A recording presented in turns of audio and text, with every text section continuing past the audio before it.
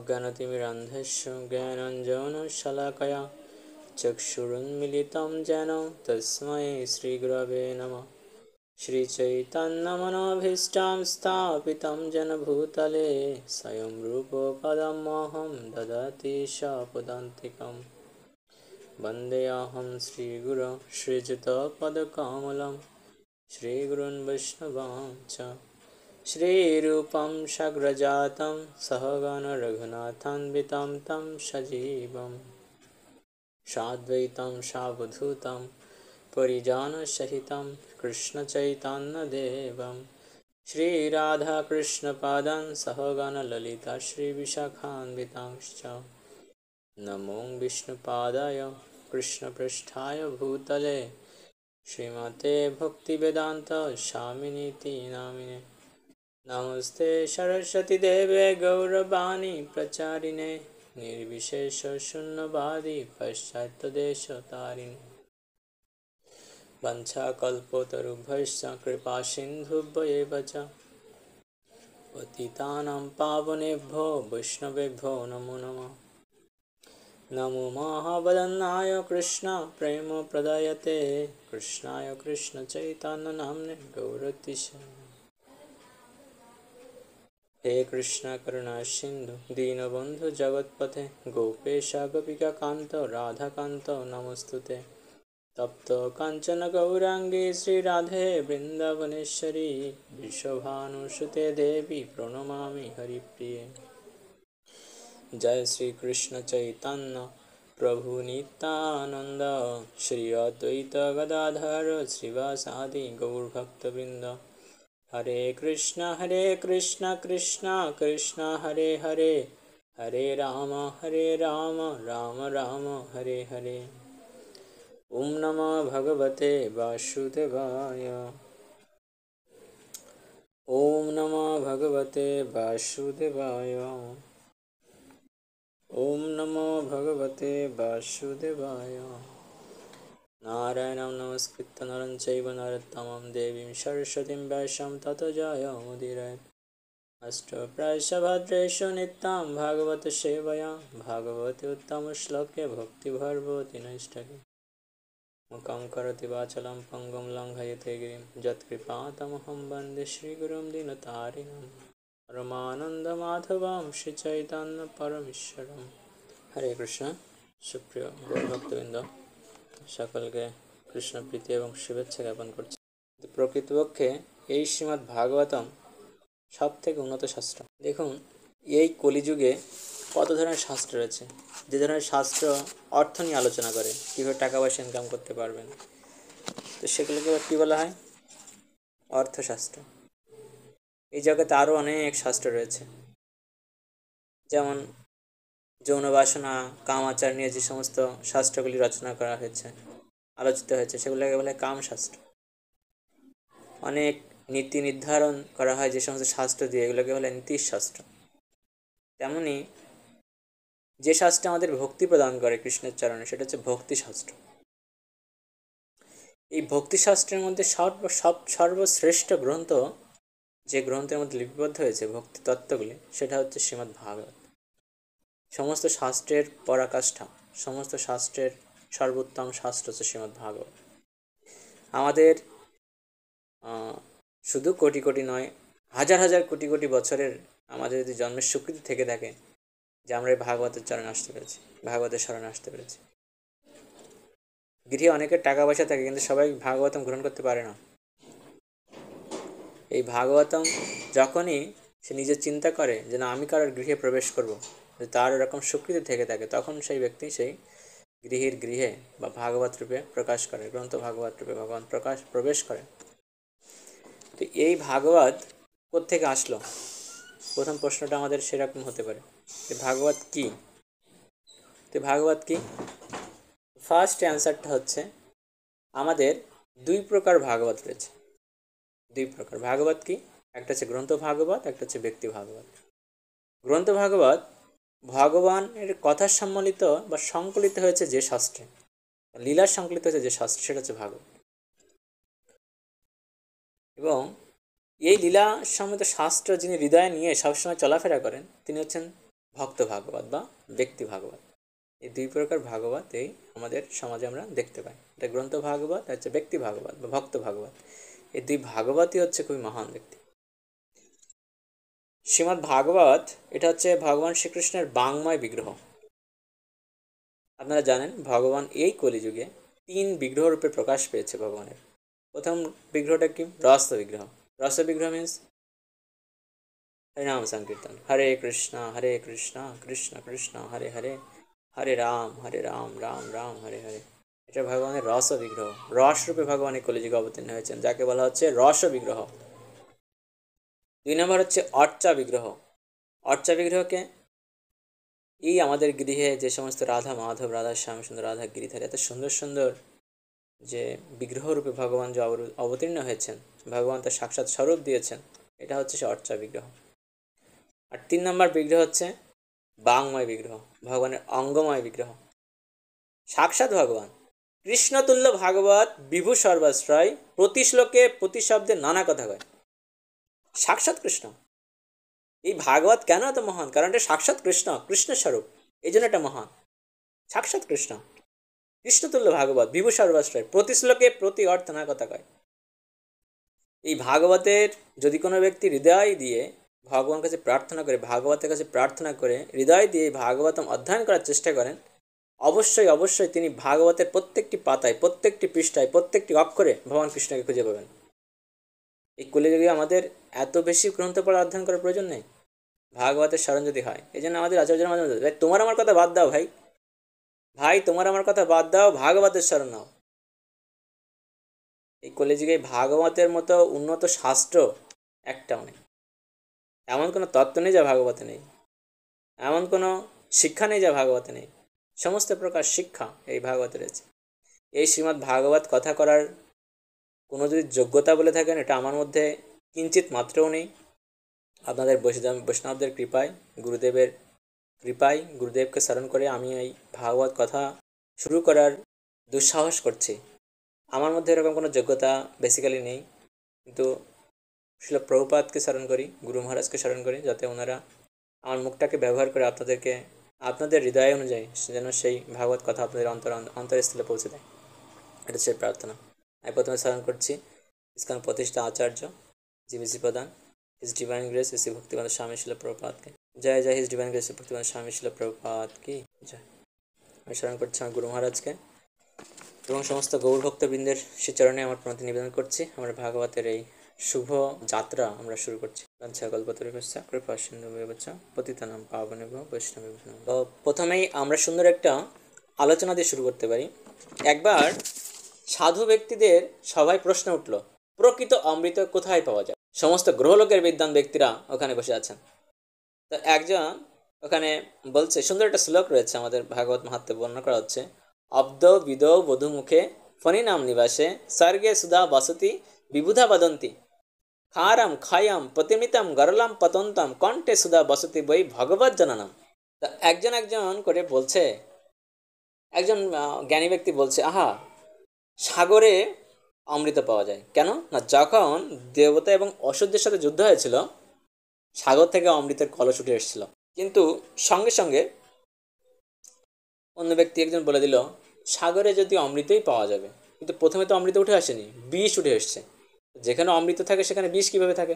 তো আলটিমেটলি কোনো বিদ্বান ব্যক্তি এটার কথাকে আর খণ্ডন করতে পারলেন না, যে না ঠিকই তো আছে, তাই তো, যেখানে অমৃত সেখানে আবার বিষ কীভাবে থাকে? না, এটাকে সর্বাধিক সঠিক বলা চলে না যে সাগরে একমাত্র অমৃত পাওয়া যায়। অন্যরা বলছে, হ্যাঁ ঠিকই, কিন্তু চন্দ্রলোকে নিশ্চয়ই এই অমৃত পাওয়া যায়। অন্য একজন যিনি বিদ্বান ব্যক্তি তিনি বললেন, কেননা আমরা শুনেছি বা এবং শাস্ত্র গ্রন্থে রয়েছে, বৈদিক শাস্ত্রে, চন্দ্রলোকের যারা অধিবাসী তারা সব সময় এই অমৃত পান করে থাকেন, কারণ সেখানে অমৃত রয়েছে। একজন এখানে বললেন যে চাঁদে অমৃত রয়েছে, অমৃত যদি কোনো ব্যক্তি প্রাপ্ত হয় তার তো আর কলঙ্ক লাগার কথা নয়, তো চাঁদে কেন কলঙ্ক লাগে? চাঁদ কেন কালো হয়ে যায় মাঝে মাঝে? অমৃত যেহেতু সে তো অমৃত হয়ে যাবে না, তাহলে তার কলঙ্ক কেন লাগবে? সে কেন কালো হয়ে যাবে মাঝে মাঝে? তো এ কথা আর কি খণ্ডন করতে পারলেন না, আসলেই তো তাই। তাহলে চন্দ্রলোকে নিশ্চয়ই ঠিক আছে, এটা বলছে অব্দ বিধৌ সাগরে, অব্দ মিন্স সাগরে, বিধৌ, বিধৌ মানে হচ্ছে চন্দ্রলোকে। দেন খুব একজন কামুক ব্যক্তি ছিল, যিনি তার স্ত্রীর প্রতি খুবই আসক্ত ছিল, তার সুন্দরী স্ত্রী। সে বলছে এগুলো বাদ না, আদৌ না বিধৌ, বধূমুখে একমাত্র অমৃত রয়েছে। না, তার স্ত্রীর প্রতি খুব খুবই আসক্ত। যখন সে তার স্ত্রীর ঠোঁটে চুম্বন করে, আর সে মনে করে আমি অমৃত পান করছি। তো এই জাগতিক ব্যক্তিরা এরকম রয়েছে যারা স্ত্রীর প্রতি অধিক আসক্ত, সুন্দর স্ত্রীর প্রতি। তখন কি হয়, তারা মনে করে আমি আমার স্ত্রীর ঠোঁটে চুম্বন করছি, আর এটা মনে হয় সব থেকে বড় অমৃত, আহা কি স্বাদ। সে এরকম চিন্তা করছে। আর সে যখন এটা সবাতে বলেছে, বলছে স্ত্রীলোকের মধ্যে অমৃত রয়েছে, তাহলে স্ত্রীলোকের কটু বাক্যে কেন যে সমস্ত স্বামীরা রয়েছে তারা সংসার গৃহ ত্যাগ করে, অনেক সময় ডিভোর্স কেন হয়, অনেক সময় কেন স্ত্রীকে চলে যায় তার কটু বাক্যে? তো অমৃত যেখানে থাকবে সেখানে নিশ্চয়ই এই ধরনের ইয়ে থাকবে না। এমন এমন অনেক স্ত্রী তো রয়েছে স্বামীকে বিষ খাইয়ে হত্যা পর্যন্ত করে, খুন করে। তাহলে নিশ্চয়ই বধূদের মুখে এই অমৃত নেই। কামুক ব্যক্তির এই কথার যখন সবাই এরকম ইয়া দিল, বাধা দিল, তখন অন্যরা আর সেখানে কিছু বলতে পারলো না। আসলে তাই, ঠিক আছে, তাহলে বধূর মুখেও নেই। একজন ব্যক্তি, পণ্ডিত ব্যক্তি ওখানে বলছে সর্পলোকে অমৃত পাওয়া যায়। কারণ আমরা শুনেছি যে সুতল লোকের নিচে যেখানে প্রহ্লাদ মহারাজকে পাঠানো হয়েছিল, সেই সুতল লোকে ওখানে এই সর্প দ্বারা বেষ্টিত অমৃত রয়েছে, এবং প্রহ্লাদ মহারাজ প্রতিদিন সে অমৃত পান করেন। সর্প দ্বারা বেষ্টিত সর্পলোকে নিশ্চয়ই অমৃত রয়েছে। এবং আমরা দেখেছি যখন ভীমকে বিষ খাইয়ে যখন ফেলে দেওয়া হয়েছিল জলে, তখন সে সর্পলোকে যে উঠেছিল, তখন এমন একটা সুন্দর এক যে রস পান করেছিল সেই সর্পলোকের অধিবাসীরা, ভীম পরে 10,000 হাতির শক্তি পেয়ে গেছিল। এই লীলা মানে আপনারা ম্যাক্সিমাম ভক্তই জানেন। একজন ব্যক্তি আবার সেখানে কাউন্টার দিচ্ছে, সর্পলোকে যদি অমৃত পাওয়া যায় থাকে, তাহলে সর্পলোকের অধিবাসীগণ তাদের মুখে কেন তারা বিষ নিয়ে চলাফেরা করে? অমৃত যদি থেকে থাকে সেখানে তো বিষ থাকার কথা নয়। তো এটারও কোনো কাউন্টার অ্যান্সার আর আসলো না। তখন সেগুলো নাই, এখানেও নাই। তো এখানে কি কি সমস্যা হলো বুঝতে পারছেন তো? অদ বিদ বধুমুখে ফণিনাম নিবাসে, সমুদ্রে অমৃত নেই। কি সমস্যা? সমুদ্রে কি হয়? সমুদ্রে খার হয়, জল নোনতা হয়ে যায়, তাই না?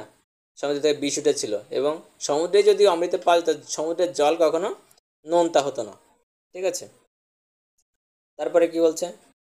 চন্দ্র, চন্দ্রে যদি অমৃত পাওয়া যেত তাহলে চন্দ্র কখনো ক্ষয় হতো না। কিন্তু আমরা দেখেছি মাঝে মাঝে চন্দ্র অর্ধেক ওঠে, অর্ধেক ওঠে না, চন্দ্রের গায়ে কলঙ্ক লাগে, এরকম বলা হয়। তাহলে চন্দ্রলোকে অমৃত নেই। পত্নীর মুখে বা স্ত্রীদের মুখে কাম ব্যক্তি বলেছিল, কেন? স্ত্রীর মুখে যদি অমৃত থাকতো, তাহলে স্বামী যেহেতু প্রতিদিন সে অমৃত পান করছে, তাহলে স্বামীর মৃত্যু হওয়ার কথা ছিল না। কিন্তু স্বামীর মৃত্যু হয়, ও স্ত্রীরও মৃত্যু হয়, তাহলে ওখানেও অমৃত নেই। গরলাম মিন্স সর্পলোকে, সর্পলোকে অমৃত আছে কি নেই? সেটার সর্পলোকে কি সমস্যা? সর্পলোকে যদি অমৃত থাকতো তাহলে সাপদের মুখ দিয়ে বিষ বের হতো না, সাপদের মুখ দিয়ে অবশ্যই অমৃতই বের হতো, তাই না? তখন সাপকে দেখে মানুষ ভয় পেত না, সাপকে ধরে দেখা যায় সাপের মুখ কেটে খেয়ে ফেলতো সবাই, কিন্তু ওটা হচ্ছে না। দেন 5 নম্বর একটা ওয়ার্ড আসলো পতন্তম, স্বর্গলোকে, স্বর্গলোকে অমৃত রয়েছে। অমৃত যেখানে থেকে থাকবে সেখান থেকে লোক কখনো পতিত হবে না। স্বর্গলোকেই যদি অমৃত থেকে থাকে, তাহলে লোক স্বর্গলোক থেকে কেন পতিত হয়? আপনার জানেন স্বর্গলোকে কোনো ব্যক্তি স্থায়ী থাকে না, পুণ্যকর্ম নিয়ে যেতে হয়। পুণ্যকর্ম শেষ হলে ওখান থেকে দেবতা লাথি মেরে আবার এই জগতে ফেলে দেয়, তখন আবার নটা দেহে জন্মগ্রহণ করতে হয়। তো সেম ওয়েতে তাহলে প্রকৃত অমৃত কোথায় রয়েছে? কোনো অ্যান্সার ওখানে পাওয়া যাচ্ছে না। যখন সবাই মিলে একজন বৈষ্ণব শ্রেষ্ঠ একজন আচার্যের কাছে গিয়েছেন, সেই বিদ্বানদের সবাই একজন মহান পণ্ডিত উনি এসছেন, তা উনি সুন্দর একটা তত্ত্ব যখন তুললেন, তখন আর কেউ এটার কাউন্টার দিলেন না। বলছেন হ্যাঁ এটাই সঠিক। কি সেটা? কণ্ঠে সুধা বসতি বই ভগবত জানানাম, প্রকৃত অমৃত কোথায় রয়েছে? সাধু ব্যক্তিদের মুখে রয়েছে। কোন সাধু ব্যক্তিদের মুখে? যে সাধু এই ভাগবত জানেন। কত সুন্দর একটা কথা। এটার কোনো কাউন্টার আসলো না, কেন? আসলেই তো এই অমৃত এতই মধুময়, এই ভাগবতের আশ্রয় গ্রহণ করে যে কোনো ব্যক্তি কি করেছেন? সংসার ত্যাগ করেছেন, জড়জাগতিক কর্তব্য পরিত্যাগ করেছেন। এমনও এমন ব্যক্তি আছে এই ভাগবতকে তার জীবনস্বরূপ সর্বস্ব মেনে সারাদিন এই ভাগবত নিয়েই পড়ে থাকতেন। ভাগবতের মধ্যে এমন কিছু রয়েছে, এমন অমৃত রয়েছে, যে অমৃত প্রাপ্ত হয়ে লোক জড়জাগতিক সাংসারিক সুখ পর্যন্ত ভুলে যায়। এই সেই ভাগবত। জয় জয় গ্রন্থরাজ শ্রীমদ্ ভাগবত মহাপুরাণ কি। তখন সে সমস্ত ব্যক্তিরা এই এই কথা অমৃত ওই সাধু ব্যক্তির মুখ থেকে শ্রবণ করার জন্য অধিগ্রহ হয়ে উঠলেন যে আপনি এখন সঠিক কথা বলছেন, আসলেই তো এই ভাগবত কথা এত মধুময় যে এই ভাগবত কথা শ্রবণ করার মাধ্যমেই আমাদের জন্মমৃত্যু জরাব্যাধির চক্র থেকে পর্যন্ত মানুষ উদ্ধার পেতে পারে। তাহলে এর থেকে মহান গ্রন্থ, মহান শাস্ত্র আর মহান ব্যক্তি বা কি হতে পারে? ওই ব্যক্তি থেকে মহান ব্যক্তি আর নেই এই জগতে, যার মুখে সবসময় ভাগবত কথা অমৃত আস্বাদন করা হয়, যিনি সবসময় ভাগবতের কথা বলেন, যিনি সবসময় ভাগবত অধ্যয়ন করেন। ওই ব্যক্তি শ্রেষ্ঠ ব্যক্তি এই জগতে একটাও পাওয়া যাবে না, যিনি ভাগবতে আশ্রয় গ্রহণ করেছেন। ওই ব্যক্তি একমাত্র পূজ্য ব্যক্তি, যিনি সর্বক্ষণ ভাগবত ওনার হৃদয় নিয়ে চলাফেরা করেন। এই জন্য ওনার ভাগবতের গ্রন্থ, ভাগবতের নাম অনুসারে ওই ব্যক্তির নাম হচ্ছে ভক্ত ভাগবত। সমস্ত জগৎ এই ভক্ত ভাগবতকে পূজা অর্চনা করে। ভগবান এই জগতে তিনটা ব্রহ্মরূপে এই জগতে আবির্ভূত হয়েছেন, তিনজন ব্রহ্মরূপে। প্রথমটা হচ্ছে দারু ব্রহ্ম। দারু ব্রহ্ম মিন্স কাঠ ব্রহ্ম। কাঠ ব্রহ্মকে জানেন তো এই জগতে? কেউ জানেন কাঠ ব্রহ্ম কি জিনিস? জগন্নাথ হচ্ছে কাঠ ব্রহ্ম বা দারু ব্রহ্ম। 2 নম্বর ব্রহ্ম হচ্ছে কি? নাম ব্রহ্ম। কেউ বলতে পারে নাম ব্রহ্মটা কি? হরে কৃষ্ণ কৃষ্ণ কৃষ্ণ হরে হরে, হরে রাম রাম রাম হরে হরে। দ্যাট ইজ নাম ব্রহ্ম। থার্ড ব্রহ্মরূপে ভগবান রয়েছেন, সেটা হচ্ছে শব্দ ব্রহ্ম। এই শব্দ ব্রহ্ম হচ্ছে শ্রীমদ্ ভাগবত। বুঝতে পারছেন? সাক্ষাৎ ভগবান। এই ভাগবত সাক্ষাৎ ভগবান। এই ভাগবতে কোনো তুলনা নাই, কোনো তুলনা নাই। এই ভাগবতই একমাত্র একমাত্র একমাত্র সম্বল। আর যে সম্বল ধারণ করে মুনিগণ, যোগীগণ, বিভিন্ন ভক্তগণ যারা চলাফেরা করে থাকেন। আজকে এমন এমন এই মহান মহান বৈষ্ণব প্রভুদের এত মহিমা কেন না? তারা ভাগবত নিয়ে হৃদয়ে চলে তাই। এই ছাড়া আর কোনো গতি নাই, এই ছাড়া আর কোনো ধন সম্পদ নাই। এমন নয় যে আরে অমুক প্রভু তো অনেক বড় চাকরি করে, আসেন ওনার মুখ থেকে কোনো কিছু কথা শুনি। এই জন্য মানুষ পাঠে বসায় না, এই জন্য মানুষ কথা শোনে না। কেন শোনে না? ও ব্যক্তি অনেক ভালো ভাগবত জানে, সাক্ষাৎ ভাগবত। মানে বলো এ তো সাক্ষাৎ ভাগবত, এই সেই গ্রন্থ ভাগবত। তো আমরা ভাগবতের শ্রেষ্ঠতা যদি আমরা বিচার করতে যাই, আমরা সবসময় দেখি ভগবান যখন অর্ধেক নর অর্ধেক সিংহরূপে অবতীর্ণ হন এই জগতে, তখন তার নাম হয় কি? নরসিংহ ভগবান। যখন এই জগতে ভগবান মাছ রূপে অবতীর্ণ হন, তখন তার নাম হয় কি? ভগবানের মৎস্য অবতার ভগবান। যখন এই জগতে ভগবান শুকর রূপে অবতীর্ণ হন, তখন ভগবানের নাম হয় কি? বারাহ অবতার। যখন এই জগতে ভগবান কি রূপে অবতীর্ণ হন? পাথর রূপে অবতীর্ণ হন, তখন ভগবানের নাম হয় কি? শালাগ্রাম শিলা ভগবান। সেম এতে ভগবান যখন এই জগতে গ্রন্থ রূপে অবতীর্ণ হন, তখন সেই ভগবানের নাম হয় শ্রীমদ্ ভাগবত। এই আছে শ্রীমদ্ ভাগবতের পরিচয়। ভাগবতের শুরুতে বর্ণনা করা হচ্ছে যখন কলিযুগ চলে আসবে একটা ভাব, উদ্ধবজি ভগবানের কাছে গেলেন, ভগবানও ছিলেন ওখানে। ভগবান কৃষ্ণ উদ্ধবকে বলছে, উদ্ধব আমার তো যাওয়ার টাইম হয়ে গেছে, আমার এই জগতের সমস্ত কার্য সমাপ্ত হয়েছে, আমি চলে যাব। তখন উদ্ধবজি ভগবান কৃষ্ণকে বলছে, ভগবান তোমাকে দেখে দেখে আমি এতদিন ভক্তি করছি, ধর্ম করছি। এই জগতে যত মানুষ আছে তারা তোমাকে দেখে দেখে এখন ভক্তি করে, ধর্ম করে। তুমি চলে যাওয়ার পরে এই সনাতন ধর্ম কার শরণাগত হবে? তুমি কেন চলে যাচ্ছ? তুমি চলে যাওয়ার পরে এই সনাতন ধর্ম কার শরণাপন্ন হবে? ভগবান কৃষ্ণ সাক্ষাৎ নিজের দেহের থেকে একটা স্বরূপ, ঠিক আপনাদের বাড়িতে যে গ্রন্থ আছে ভাগবতম গ্রন্থ, ওই ভাগবত রূপে প্রকটিত হলেন। যখনই প্রকটিত হলেন তখন ভগবান বলছে, এবং নিজের স্বরূপ নিজের দেহ থেকে একটা অংশ ওই ভাগবতের মধ্যে প্রবেশ করলেন। উদ্ধব বললে, হে উদ্ধব, আমি তো এই জগতে থাকবো না, কিন্তু এই জগতে এই সনাতন ধর্ম এখন থেকে আজকের থেকে শ্রীমদ্ ভাগবতের শরণে গেল। কলিকালে যাহা কিছু ধর্ম নামে চলে, ভাগবত কহে তা পরিপূর্ণ চলে। আর সব ছল ধর্ম, আর সব কপট ধর্ম, একমাত্র রিয়েল ধর্মই হচ্ছে ভাগবত ধর্ম। যে ধর্মে ভাগবতম অধ্যয়ন নেই, যে ধর্মে ভাগবতের সিদ্ধান্ত নেই, ও ধর্ম ধর্ম নয়। যে গৃহে ভাগবতম অধ্যয়ন করা হয় না, যে গৃহে ভাগবত নাই, ওটা মৃত্যুপুরী। ওটা ওটা গৃহ নয়, গৃহস্থদের গৃহ নয়, ওটা ওটা মৃত্যুপুরী, যে গৃহে ভাগবত নেই। এই ভাগবতের এতই মহিমা। ভাগবত প্রবক্তার সুন্দর কিছু কিছু বলছে এখানে। যেমন এই ভাগবতমের শুরুতে প্রথম স্কন্ধের 5ম অধ্যায়ে ব্যাসদেবের কাহিনী বর্ণিত হয়েছে। ব্যাসদেব কে ছিলেন আপনারা সবাই তো জানেন নিশ্চয়ই, অবশ্যই আপনারা জানেন এই ব্যাসদেব কে ছিলেন। ভগবান শ্রীকৃষ্ণের ব্যাস অবতার এই স্বয়ং কৃষ্ণদ্বৈপায়ন ব্যাসদেব, যিনি বেদকে 4 ভাগে ভাগ করেছেন, যিনি 18টা উপপুরাণ 18টা মহাপুরাণ লিখেছেন, যিনি উপনিষদকে আলাদা করেছেন, যিনি পঞ্চম বেদ মহাভারত লিপিবদ্ধ করেছেন, এই সমস্ত বেদান্ত সূত্র, বেদান্ত ভাষ্য যিনি দিয়েছেন, ভাষ্য বেদান্ত সূত্র উনি দিয়েছেন, সব কিছু অ্যাকচুয়ালি শাস্ত্র বলতে আমরা যেটা বুঝি, এই সব কিছু কার মাধ্যমে এসছে? এই মহর্ষি কৃষ্ণদেব ব্যাসদেবের মাধ্যমে এসছে। জগতের জন্য উনি করেননিটা কি? বুঝতে পারছেন তো? মানুষ বেদ পড়তে পারবে না, এত লম্বা বেদ ভাগ ভাগ করে পড়তে পারবে না যে কোন কোন ইয়া রয়েছে, কর্মকাণ্ড, জ্ঞানকাণ্ড, ভক্তিকাণ্ড, উপাসনাকাণ্ড, কীভাবে ভাগ করবে? কী করেছে উনি? উনি নিজে ভাগ করে দিয়েছেন 4 ভাগে, ঋক্সাণরুদ্রধর্ম। ঠিক আছে, ব্রাহ্মণ ছাড়া কেউ বেদ পড়তে পারে না। উনি বলছে ঠিক আছে, আমি গল্পের স্বরে কীভাবে সবাই এই বেদ পড়তে পারে, বেদের শিক্ষা অর্জন করতে পারে। পঞ্চম বেদ মহাভারত রচনা করেছেন, সবাই এই বেদ যাতে পড়তে পারে। পঞ্চবেদ মহাভারত, বেদকে বোঝানোর জন্য অনেক বেদান্ত শাস্ত্র উনি লিপিবদ্ধ করেছেন, অনেক বেদান্ত শাস্ত্র। বেদান্ত ভাষ্যের 500 সূত্র রচনা করেছেন, সমস্ত উপনিষদকে আলাদা করেছেন, ব্রাহ্মণ, আরণ্যক, সংহিতা, উপনিষদ সবই আলাদা করেছেন। মহাভারতের মধ্যে ভগবান শ্রীকৃষ্ণের চরম উপদেশ, গীতার বাণী প্রদান করেছেন। তাহলে এই জগতের জন্য উনি করতে বারণ রেখেছেনটা কি? সবই করেছেন না? শিব পুরাণ লিখেছেন, লিঙ্গ পুরাণ লিখেছেন, চণ্ডী পুরাণ লিখেছেন, কোনো কিছু বাদ দেয়নি। রাজসিক, তামসিক, সাত্ত্বিক সমস্ত শাস্ত্র উনি রচনা করেছেন। স্টিল তিনি আনহ্যাপি ছিলেন, সুখী ছিলেন না। আমরা যদি এই জগতে বেশি কিছু না, যদি আমরা মন্দিরে 1,000 টাকা দান করি, আমরা সুখী হয়ে যাই না? ওরে যাক, মন্দিরে কিছু দিলাম এতদিন। 2 টাকার পরিবর্তে পকেট থেকে যদি 100 টাকা পড়ে যায়, একটু মুখ চুলকায়, আরে রে আরে রে দিয়ে ফেললাম বেশি, তাকে অসুবিধায় ভগবানের সেবাই তো লাগছে না, দিয়ে তাকে একটা সুখী হয়ে যায়, যাক কিছু টাকা একটু বেশি দিয়ে ফেললাম। যদি কেউ একটু মন্দির তৈরি করে দেয় একটা, তার পা তার মাটিতে পড়ার কথা নয়, মন্দির তৈরি করে দিয়েছি না, পাকের মাটিতে পড়ার কথা। যদি কেউ বড় চাকরি করে, তাকে পা মাটিতে পড়ে, তখন কারে চলাফেরা করতে হয়, তখন আর পা মাটিতে পড়ে না। আর কাঠ থেকে নেমেই হয়তো বড় বড় ফ্ল্যাট বাসা বাড়ি, সেখানে উঠে যেতে হয়, মাটিতে পা স্পর্শ করার তো জায়গায় নেই। বুঝতে পেরেছেন? হ্যাঁ, তো ব্যক্তি এইভাবে আমরা কি হয়, আমাদের মধ্যে অহংকার চলে আসে। কিন্তু এই ব্যাসদেব ইনি কি কাজ করেননি বলেন? সমস্ত শাস্ত্র রচনা করেছেন। কলিযুগের মানুষের অন্নগত প্রাণ আর যৌনিগত মন, তারা সবসময় ভাত খাওয়ার চিন্তা করবে, ভাত না খেলে মনে হবে কিছু খায়নি, আর সবসময় কীভাবে স্ত্রী সঙ্গ করা যায়, পুরুষ সঙ্গ করা যায় সেই চিন্তা করে। এই সমস্ত ব্যক্তিগণ এই এত শাস্ত্র কখন পড়বে?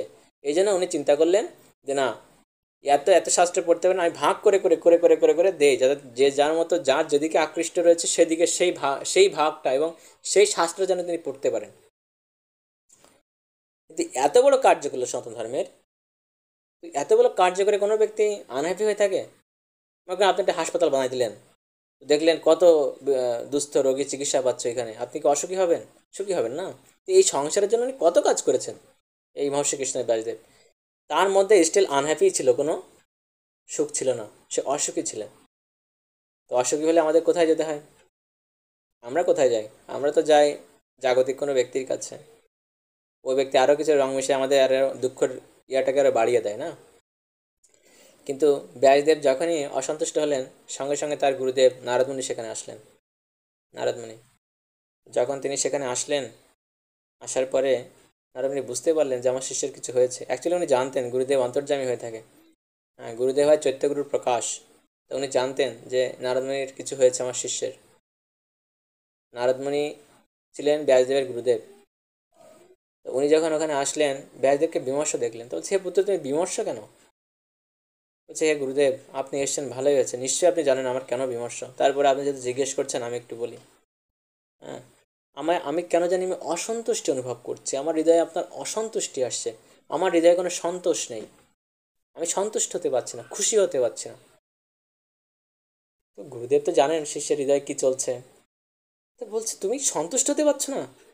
তুমি পুরাণ লিখেছো, মহাভারত লিখেছো, ইতিহাস রচনা করেছো, বিশাল বেদকে 4 ভাগে ভাগ করে দিয়েছো, বেদান্ত সূত্র লিপিবদ্ধ করেছো, হ্যাঁ, শাস্ত্র বলতে সবই তো তুমি লিপিবদ্ধ করলে, তুমি এখনও সুখী নাও?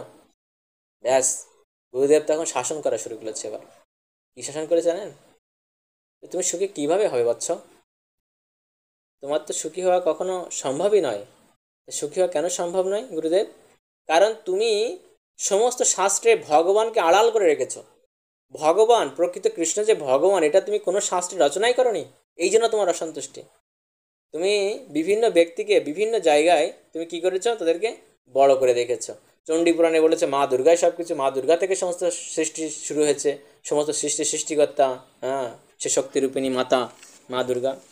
তুমি যখন চণ্ডীপুরাণ বাদ দিয়ে যখন লিঙ্গপুরাণ লিখেছো তো ওখানে লিখছো যে আরে এই শিবজি মহারাজ হচ্ছে সব কিছু, শিবজি মহারাজ থেকে সব কিছু আসছে, আর শিবজি হচ্ছে ভগবান। সেম যখন গরুর পুরাণ লিখেছো ভগবানের বাহন, তারপরে তুমি গরুর পুরাণে এমন কিছু লিখেছো যে না এই গরুর যে হচ্ছে ভগবান, গরুর জি থেকে সব কিছু আসছে। ব্যাস, ও তো বুঝতে পারছে ব্যাসদেব বুদ্ধিমান ব্যক্তি না, কি কাহিনী হয়েছে, কেন এরকম হলো। হ্যাঁ, তখন চিন্তা করতে করতে নারদমুনি বলছে এখন তুমি সুখী হয়েছো তো, এই যে ভয়ঙ্কর আকৃতি বিশিষ্ট দেবদেবীদেরকে বিভিন্ন ব্যক্তিকে যে ভগবানের আসনে বসিয়ে শাস্ত্রগ্রন্থ রচনা করেছো, এটাই তোমার অসন্তোষের মূল কারণ। সঙ্গে সঙ্গে চরণে পড়ে গেছে, তাহলে আমি এখন কি করতে পারি? আদর্শ গুরুদেব আদর্শ শিষ্য, কি করতে পারি গুরুদেব, আমার ভুল হয়ে গেছে, আমি কি করব? তুমি এখন এমন শাস্ত্র রচনা করো যে শাস্ত্রে পরমেশ্বর ভগবান শ্রীকৃষ্ণ, যিনি একমাত্র পরমেশ্বর ভগবান, তার মহিমা কীর্তিত হয়। তুমি বিচার করে দেখো, তুমি এমন কোনো শাস্ত্রগ্রন্থ রচনা করোনি যেখানে মানুষ তোমার শাস্ত্রগ্রন্থ পড়ে ভগবানকে চিনতে পারে। বাস্তবিক পক্ষে তুমি ভগবানকে আড়াল করে রেখেছো সমস্ত শাস্ত্রে। আমরাও দেখি যখন অনেক ব্যক্তি এসে বলে যে শিবজি ভগবান বা মা দুর্গা হচ্ছে এরকম শক্তিরূপিণী, সমস্ত কিছু শক্তির উৎস, আমরা কি বলতে পারি বলেন? কিছু তো আমাদের বলার নেই না, কারণ শাস্ত্রে রয়েছে আসলে এরকম। কিন্তু একটা বিষয় আপনারা বোঝার চেষ্টা করুন ভক্তগণ, যে যে ব্যক্তি সেই শাস্ত্রগ্রন্থগুলো লিখেছে তিনি লিখেই সন্তুষ্টি অনুভব করতে পারেনি, আর ওই গ্রন্থ পড়ে যে সমস্ত ব্যক্তিরা সিদ্ধান্ত নিয়ে চলাফেরা করে তারা কীভাবে সন্তুষ্ট হতে পারে?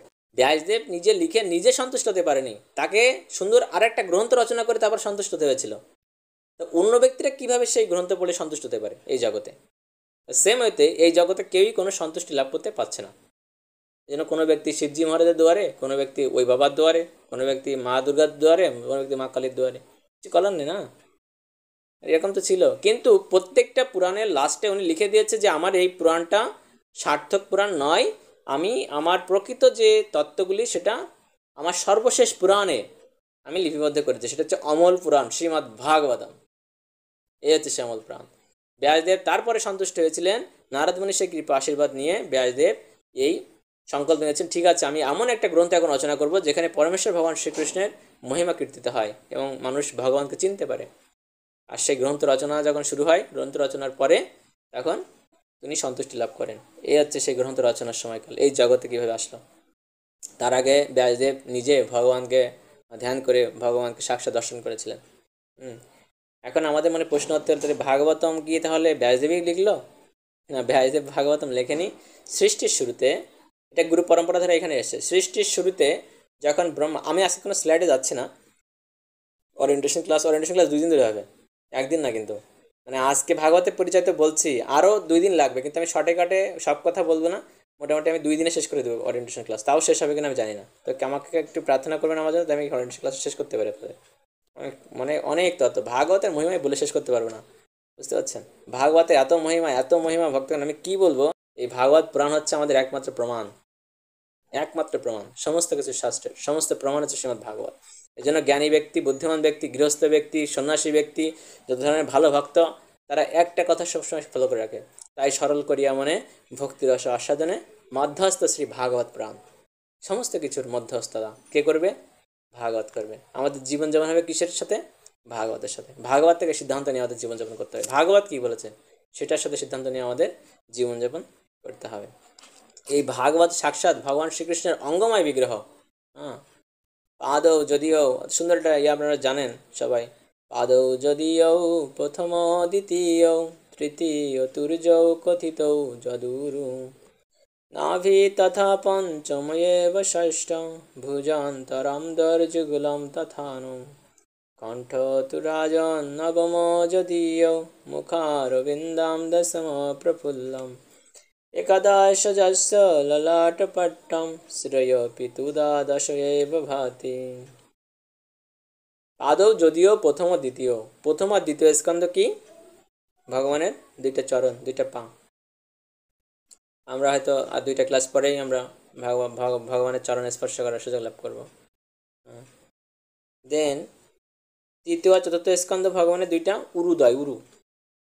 পঞ্চম স্কন্ধ ভগবানের নাভি। ষষ্ঠ স্কন্ধ ভগবানের ভুজান্তর। ভুজান্তর মিন্স বক্ষস্থল। সপ্তম আর অষ্টম স্কন্ধ হচ্ছে ভগবানের 2 বাহু, মানে 2 হাত। দশম স্কন্ধ নবম স্কন্ধ ভগবানের কণ্ঠ বা গলদেশ, এই যে কণ্ঠ। দশম স্কন্ধ ভগবানের মুখপদ্ম বা মুখ। একাদশ স্কন্ধে ভগবানের ললাট বা কপাল এবং দ্বাদশ স্কন্ধে ভগবানের মস্তক। তা আমি এটাকে বলেছিলাম এই সংসার সমুদ্রের উপর সেতু হচ্ছে শ্রীমদ্ ভাগবত। গীতা তো হচ্ছে নৌকার মতো, কিন্তু ভাগবত সেতুর মতো। তমাদিদেবম করুণানিধানম তমালবর্ণম সুহিতাবতারম अपार সংসার সমুদ্র সেতুম ভজামহে ভাগবত স্বরূপম। এই পদ্মপুরাণ এত সুন্দর একটা নান্দনিক প্রার্থনা, এই ভাগবতের পরিচয় বর্ণনা করা হচ্ছে।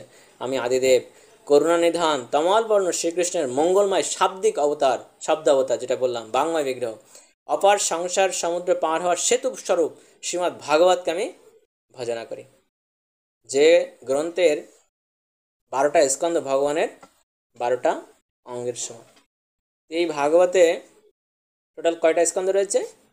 12টি স্কন্ধ রয়েছে ভাগবতের পরিচয়। টোটাল কয়টা অধ্যায় রয়েছে ভাগবতে? 335টা অধ্যায় রয়েছে। 335টা অধ্যায়। কতগুলো শ্লোক রয়েছে? 18,000 শ্লোক রয়েছে এই শ্রীমদ্ ভাগবত। ঠিক আছে, এটা আমাদের পরিচয়। কৃষ্ণ ভক্তি রসস্বরূপ শ্রী ভাগবত তাদের বেদ শাস্ত্র হইতে পরম মহৎ। চৈতন্য চৈতন্য মধুল্লা 25 অধ্যায়ের 150 শ্লোকে বলা হচ্ছে এই শ্রীমদ্ ভাগবত কৃষ্ণ ভক্তি রসের স্বরূপ, তাই শ্রীমদ্ ভাগবত সমস্ত বৈদিক শাস্ত্র থেকে শ্রেষ্ঠ এই জগতে। এখন আপনারা বলতেন, প্রভু এই ভাগবত কার কাছ থেকে হৃদয়ঙ্গম করা যেতে পারে? ভাগবত যিনি বলবেন কার কাছ থেকে হৃদয়ঙ্গম করা যেতে পারে? সুন্দর একটা বিষয় বর্ণনা করা হচ্ছে, কার কাছ থেকে ভাগবত শ্রবণ করবো। তো সেই সুবাদে ভাগবতকে হৃদয়ঙ্গম করতে পারেন সেই কথাটা বলা হচ্ছে। দেখেন তো যখন বর্ণনা করা হচ্ছে, তো এটা কার কাছে বলা হচ্ছে জানেন? মাতা পার্বতী জিজ্ঞেস করছে মহাদেব শিবের কাছে যে এই ভাগবত কে হৃদয়ঙ্গম করতে পারে। তখন শিবজি মহারাজ সুন্দর একটা অ্যান্সার দিচ্ছেন, মানে এটা শুনলে আপনারা অবাক হয়ে যাবেন, এত এরকম অ্যান্সার দেয় নাকি কেউ? অহম ব্যক্তি সুখ ব্যক্তি ব্যাস ব্যক্তি ন ব্যক্তি ভাব, যে এই ভাগবত তো হৃদয়ঙ্গম করেছে আমি শিব, আমি ভাগবত হৃদয়ঙ্গম করেছি। অহম ব্যক্তি সুখ ব্যক্তি সুখদেব গোস্বামী হৃদয়ঙ্গম করেছে। আমি চরিত্রগুলোতে আসবো, এই শিবজি মহারাজকে, এই সুখদেব গোস্বামীকে, এগুলাতে আসবো। অহম ব্যক্তি সুখ ব্যক্তি ব্যাস ব্যক্তি ন ব্যক্তি বা। ব্যাসদেব জানে কিনা সেটা আমি জানি না, যে ভাগবত লিখলো ও ব্যক্তি ভাগবত জানে না, যে ভাগবত রচনা করলো ও ব্যক্তি নাকি ভাগবত জানে না। শিবজি মহারাজ কি বলে, সংসারে যে ব্যক্তি ভাগবত তপস্যা করে আনলো, হ্যাঁ, এই ভাগবত কে লিখেছিল জানেন? যখন নারদ মুনির সেই কথোপকথনের পরে ভগবানের ধ্যান করে যখন তিনি ভাগবত হৃদয়ঙ্গম করেছিলেন হৃদয়ে, তখন গণেশকে পাঠিয়েছিলেন ব্রহ্মা, যে গণেশ তুমি যাও যে লেখো। গণেশ হচ্ছে এটা লিপিবদ্ধ করেছিলেন। ঠিক আছে, গণেশ এমনভাবে লিপিবদ্ধ করেছিলেন এবং গণেশ বলেছিল আমি একবার লেখা শুরু করতে, মানে লেখা শেষ করার আগে তুমি আর একটা শ্লোক বলবে। যদি আমার লেখার কলম একবার থেমে যায় আমি গড়গড় গড়গড় করে লিখতে থাকবো, যদি একবার কলম থেমে যায় আমি কিন্তু আর লিখবো না। বুঝে শুনে বলবে ব্যাসদেব তখন বলছে, তা আমি এরকম শ্লোক আমার তৈরি করতে সময় লাগবে মাথায় না, তা আমি কীভাবে করতে পারি? তখন গণেশকে বলল, ঠিক আছে তোমার কথাই মেনে নিচ্ছি, কিন্তু আমার একটা শর্ত রয়েছে। কী শর্ত? তুমি যেটা লিখবে ওটা আগে চিন্তা করবে, ওটার অর্থ বুঝে তারপর লিখবে। মানে তুমি আগে ওটা ভালো করে বুঝে তারপর লিখবে, তাহলে একটা সময় পেয়ে যাবে। গণেশও চিন্তা করবে কি বললো এটা, ও এটা তাহলে এরকম, তারপরে সে এটা লিখবে। তো সেম এইভাবে এটা ভাগবত এই জন্য একটু কঠিন আছে। অলৌকিক সংস্কৃতিতে লেখা একটি কঠিন আছে, এই জন্য আচার্যদের পদাঙ্ক অনুসরণ করে ভাগবত অধ্যয়ন করতে হয়। তো কত কঠিন একটা কথা বলেছেন আমাদের শিবজি মহারাজ। তো বলছে ব্যাস ব্যক্তি ন ব্যক্তি বা। ব্যাসদেব ভাগবত জানে কিনা আমি জানি না।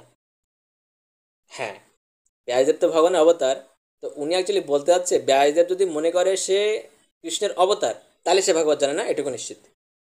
ভাগবত জানে না। ব্যাসদেব যদি মনে করে যে সে ভগবান তাহলে সে এই ভাগবতম জানে না, ভাগবতম বোঝে না। ব্যাসদেব যদি মনে করে যে আমি ভক্ত তাহলে হয়তো সে জানতে পারে ব্যাসদেব এই ভাগবত। বুঝতে পারছেন? এই জন্য বলছে যে অহম ব্যক্তি সুখ ব্যক্তি, আমি জানি এই ভাগবত ব্যাসদেব জানে, সুখদেব জানে। হ্যাঁ, ব্যাস ব্যক্তি না ব্যক্তি, ব্যাসদেব জানে কিনা আমি জানি না। ভক্তা ভাগবতম গ্রাহ্যম ন বুদ্ধা ন চ টিকয়া।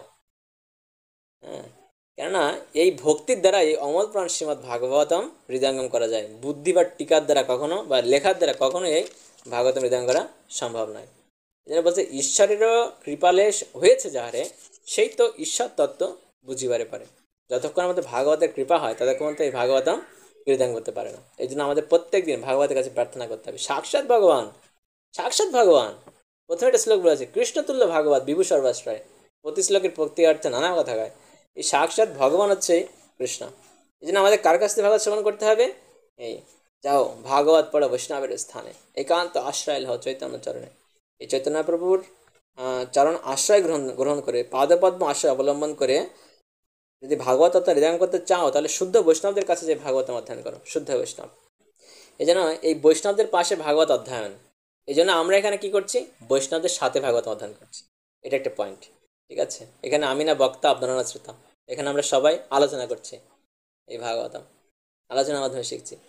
শ্রীধর স্বামী প্রসাদে ভাগবত জানি, জগৎগুরুর শ্রীধর স্বামী গুরু করি মানি। চৈতন্য অন্তলীলা সপ্তম অধ্যায় 133 শ্লোকে বলছে এই শ্রীধর স্বামী সারা জগতের গুরু, তার কৃপায় আমরা ভাগবতের মর্মহৃদয়ঙ্গম করতে পারি। তাই আমি শ্রীধর স্বামীকে আমার গুরু বলে মনে করি। শ্রীধর অনুগত কর ভাগবত ব্যাখ্যান, অভিমান ছাড়ি ভজ কৃষ্ণ ভগবান। শ্রীধর স্বামীর অনুগত্যে শ্রীমদ্ ভাগবতের ব্যাখ্যা করো, আর সমস্ত গর্ব পরিত্যাগ করে এই ভগবান শ্রীকৃষ্ণের ভজনা করো। হরিনাম ব্যতীত ভাগবতম বোঝা এটা মানে অসম্ভব, সম্ভবই নয়, বোঝাই সম্ভব নয়। বৈষ্ণব মুখদ গৃহ্ণাম পুতম হরি কথামৃতম শ্রবণম নৈব কর্তব্যম সর্প স্থিষ্টম যথাপায়। কি বলছে? অবৈষ্ণবের মুখ থেকে হরিকথা শ্রবণ করা উচিত নয়। সর্প সৃষ্ট দুধ যেমন বিষাক্ত হয়ে যায়, তেমনই হরিকথা পবিত্র হলেও যদি কোনো অবৈষ্ণব ব্যক্তি এটাকে তার মুখ থেকে নির্গত হয়, তখন তা বিষাক্ত হয়ে যায়। এই জগতে এমন ব্যক্তির কাছ থেকে আমাদের এই ভাগবত শ্রবণ করা উচিত না, যে না এখনো পাপ কর্ম ছাড়তে পারেনি, এখনো সে নেশা করে, এখনো জুয়া খেলে, এখনো পান চিবোতে চিবোতে ঠোঁট রঙিন হয়ে গেছে, এখনো বিড়ি খেতে খেতে ঠোঁট কালো হয়ে গেছে, পিসি রাস্তা থেকে কালো। এখনো এমন ব্যক্তি আছে মাংসের খায়, মাছ খায়। এখন অনেক ব্যক্তি আছে ডিম খায়, পেঁয়াজ খায়, রসুন খায়। অনেক ব্যক্তি আছে অবৈধ যৌনসঙ্গ করে। অনেক ব্যক্তি আছে জুয়া খেলে, লটারি খেলে। এই ধরনের ব্যক্তির কাছে কখনোই ভাগবত শ্রবণ করা উচিত নয়। আর বিশেষ করে যদি কোনো ব্যক্তি বৈষ্ণব না হয়ে থাকে, কৃষ্ণ ভক্ত না হয়ে থাকে, কৃষ্ণ ভক্ত হলেও সে যদি পাপ কর্ম না ছাড়তে পারে, এই ধরনের ব্যক্তির কাছে কখনোই ভাগবত শ্রবণ করা উচিত নয়। আমার কি যোগ্যতার প্রয়োজন আছে? যার কাছে শুনবো তার নয় এরকম। অবশ্যই তিনি একজন সংস্থার সঙ্গে আমাদের অনুমোদিত, আমি গতদিন সাথে ক্লাস নিচ্ছিলাম অনলাইনে, ওখানে বলছিলাম অনুমোদিত পন্থা। বাংলাদেশ আমাদের এমন একটা প্রতিষ্ঠানে পড়তে হবে যেটা বাংলাদেশ সরকার কর্তৃক অনুমোদিত। আদারওয়াইজ সেটা আপনি নিজের মন করে একটা ইউনিভার্সিটিতে ভর্তি হয়ে গেলেন, আর সেই ইউনিভার্সিটির যদি সার্টিফিকেট আপনাকে দেওয়া হয়, ওটা দিয়ে আপনি বাংলাদেশে কোনো চাকরি পাবেন না, যদি সেটা বাংলাদেশ সরকারের অনুমতি না হয়ে থাকে। তেমনই আমাদের এমন কোনটা পন্থা যুক্ত থাকতে হবে যে, দেখুন এই ভাগবতমটা হচ্ছে আমাদের পরম্পরালব্ধ জ্ঞান, মহাজনের জন্য গতস্থ পন্থা। মহাজনরা যে পথ দেখে গেছে, যে শিক্ষা দিয়ে গেছে, এই পরম্পরালব্ধ জ্ঞান হচ্ছে শ্রীমদ্ ভাগবতের জ্ঞান। আর সেই শ্রীমদ্ ভাগবতের জ্ঞান অবশ্যই সেই পরম্পরালব্ধ স্থানে অবশ্যই কোনো গুরুদেব, কোনো বৈষ্ণবের মুখ থেকে শ্রবণ করতে হবে, তিনি পরম্পরায় রয়েছেন। এই জন্য ভাগবতম খুব ভালো ব্যাখ্যা করতে পারে না, এটা ভাগবতম বর্ণনা করার জন্য তার সে যোগ্য ব্যক্তি নন। এমন হতে পারে খুব সুন্দর করে কথা বলতে পারে না, ওটাও যোগ্যতা সম্পন্ন নন। অবশ্যই তাকে কৃষ্ণ ভক্ত হতে হবে এবং পরম্পরালব্ধ সে জ্ঞান তাকে অর্জন করতে হবে।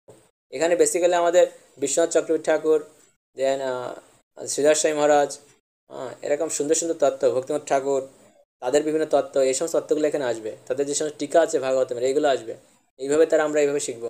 এই জন্য আমাদের সবসময় অবশ্যই যিনি পরম্পরালব্ধ এবং অবশ্যই যে বৈষ্ণব, সেরকম একজন বৈষ্ণবের মুখ থেকে এই হরিকথা বা এই শ্রীমদ্ ভাগবতম আস্বাদন করতে হবে। আমার কি যোগ্যতার প্রয়োজন আছে? দেখুন ভাগবতম পড়তে অনেক যোগ্যতা আছে, কিন্তু ওগুলো শুনলে আপনারা ভাগবতম পড়ার আগ্রহ হারিয়ে ফেলবেন। আমাদের শিল প্রভুপাদ বলছে ভাগবতম পড়ার একমাত্র যোগ্যতা হচ্ছে অ্যাটলিস্ট গীতাটাকে হৃদয়ঙ্গম করা। আপনারা এমন কোনো ব্যক্তি আছেন যে প্রভু আমি এখনও গীতাটা ভালোভাবে হৃদয়ঙ্গম করতে পারিনি, তো গীতাটাকে হৃদয়ঙ্গম করতে হবে ভাগবতম অধ্যয়ন করার আগে। গীতাটা হচ্ছে সূত্র, আর ভাগবত হচ্ছে সূত্রের ব্যাখ্যা, বুঝতে পারছেন? গীতাটা একটা অ্যাকচুয়ালি সূত্র আকারে বর্ণিত হয়েছে, 700 সূত্র, কিন্তু এই 700 সূত্রের ব্যাখ্যাটা আপনি এই ভাগবতে 18,000 শ্লোকের মধ্যে 12টা স্কন্ধে 335টা অধ্যায় আপনি পেয়ে যাবেন এই ভাগবতম। গীতাটাকে ভালো করে ধ্যান করতে হবে, এটা হচ্ছে পূর্ব সত্য এই ভাগবতম আস্বাদনে। এই ভাগবত কতক্ষণ শ্রবণ করা উচিত? নারদমণি বলছেন শ্রীমদ্ ভাগবত, তস্মাৎ সর্বাত্মনা রাজন হরি সর্বত্র সর্বদা সতব্য কীর্তিতব্য চ স্মর্তব্য ভগবান নিনাম। হে রাজন, প্রতিটি মানুষের কর্তব্য সর্বত্র এবং সর্বদা সেই পরমেশ্বর ভগবান শ্রীহরির শ্রবণ কীর্তন এবং স্মরণ করা। এই ভাগবতম সবসময় কীর্তন করা উচিত। হ্যাঁ, সদা শৈব শ্রীমদ্ ভাগবতী কথা যস্য শ্রবেণ মাত্রেণ হরিচিত্ত সমাশ্রয়ে। এই শ্রীমদ্ ভাগবত সবসময় শ্রবণ করো, সবসময় শ্রবণ করো, সদা শৈব সবসময় শ্রীমতের ভাগবতের সেবা করো সবসময়। এই শ্রীমদ্ ভাগবতী কথা কেন সতব্য কীর্তন কেন বলছে? যশ্চ শ্রবণ মাত্র ন, যখনই তুমি ভাগবত কথা শ্রবণ করবে, হরিচিন্তাম সমাশ্রয়, কৃষ্ণ তোমার চেতনাকে চুরি করে নেবে। হরিচিত্ত সমাশ্রয়, তোমার চেতনা কৃষ্ণের কাছে থাকবে তখন। এই জন্য দুই স্থানে ভাগবত শুনি মাত্র, নাম শুনি মাত্র, গ্রন্থ ভাগবত আর কৃষ্ণ কৃপা পাত্র, নিত্য পূজে পড়ে শুনে চাহে ভাগবত, সত্য সত্য সেই হইবেক সেই মত। চেতনা ভাগবত বর্ণনা করা হচ্ছে। ভাগবত পুস্তক থাকে যার ঘরে, কোনো অমঙ্গল নাই যায় তথা করে।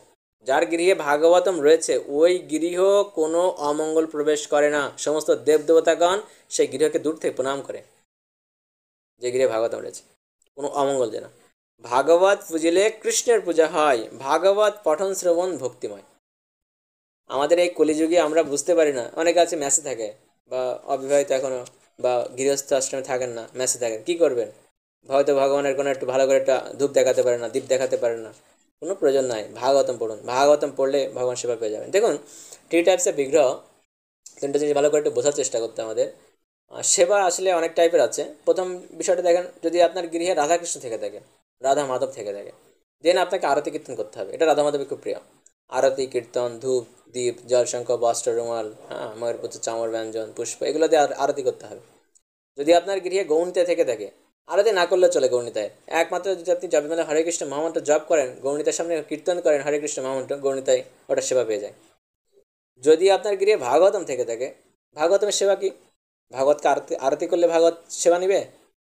ভাগবতের সামনে হরিনাম কীর্তন করলে ভাগবত সেবা নিবে, কিন্তু ভাগবতের প্রকৃত সেবা হচ্ছে ভাগবতম অধ্যয়ন করা। আজকের থেকে আমাদের এই প্রতি নেওয়া উচিত যে প্রত্যেকটা দিন কমপক্ষে 5টা করে শ্লোক হলেও আমি ভাগবতম পড়বো, একটা দিনও মিস যাবে না। রোগীর মাত্রা অনুসারে পড়তে হবে। কোনো রোগীর যদি মাত্রা বেশি হয়ে থাকে, রোগের মাত্রা, তাহলে 10টা 15টাও পড়তে পারেন, 20টা পড়তে পারেন, ভালো লাগলে একটা অধ্যায় পড়তে পারেন। ঠিক আছে? যার যত বেশি রোগ সে তত বেশি ভাগবত পড়বে, দ্রুত রোগ ছুটে যাবে। ভাগবতম পড়তে হবে বেশি বেশি। এই শিবজি মহারাজ এবং মাতা পার্বতীর সুন্দর একটা লীলা বর্ণনা রয়েছে। একবার নারদমুনি, এই শিবজি মহারাজ আর মাতা পার্বতী তো অনেক সুন্দর গৃহস্থ ভক্ত, তো নারদমুনি কোথায় গেছে? এই শিবজি মহারাজের কাছে দেখা করতে। নারায়ণ নারায়ণ কত সুন্দর সুন্দরভাবে বলে, এত সুন্দর মিষ্টি নারায়ণ নারায়ণ বলে নারদমুনি সব সময়। ওনার চিত্তে আর কোনো কথা নাই। এবং ওনার অনুসরণ করে আমাদের বর্তমান ইসকন সোসাইটিতে কি বলছে? হরে কৃষ্ণ। যখন তাকে দেখা হবে হরে কৃষ্ণ, নারদমুনি বলছে নারায়ণ, মানে একই বিষয়টা কৃষ্ণকে চিন্তা করে না। অন্তে নারায়ণের স্মৃতি, সেই চিন্তায় কখন মৃত্যু হয় ঠিক নাই। তো এই জন্য আমাদের সবসময় আমরা অন্তিমকাল বিবেচনা করি। আমরা সবসময় আমাদের ইসকন সোসাইটি গৌড়ীয় সমাজ মনে করি যে আমাদের একটু পরে মৃত্যুবরণ করতে হবে। এই জন্য আমরা সবসময় হরে কৃষ্ণ বলি। কেন না? কারণ অন্তে নারায়ণের স্মৃতি। তো প্রত্যেকটা মুহূর্তেই তো আমাকে কখন মৃত্যুবরণ করবো জানি না, তো আমরা ধরে নিই কি আমরা প্রত্যেকটা টাইমে মৃত্যুবরণ আমাদের মৃত্যুর সময়। এই জন্য আমরা সবসময় কৃষ্ণ স্মরণ করি। অন্তে নারায়ণের স্মৃতি। নারায়ণ নারায়ণ বলতে বলতে কোথায় পৌঁছেছে? কৈলাসে। কেন গেছে? না শিবজি মহারাজের সঙ্গে দেখা করতে। শিবজি মহারাজ এই সময় ছিলেন না ওখানে, বাইরে ছিলেন। ছিলেন কে? মাতা পার্বতী। ঘর গৃহস্থ কেমন চলছে? ঘর গৃহস্থ সব ভালো চলছে তো ঠিক মতো? তখন বলছে হ্যাঁ হ্যাঁ, ঘর গৃহস্থ খুব ভালো, খুব ভালোভাবে চলছে। এবং হে নারদ মুনিবর, আপনি বিশ্বাস করুন, আমাদের হাজব্যান্ড ওয়াইফের সম্পর্ক খুব মধুর, খুব মধুর, এত সুন্দর আমাদের সম্পর্ক, আমাদের কখনো ঝগড়া বাঁধে না। আমি আমার সব কথা প্রভুকে বলি, প্রভুর সব কথা আবার আমাকে বলে। আমাদের এত সুন্দর সংসার, এত ভালো বন্ডিং।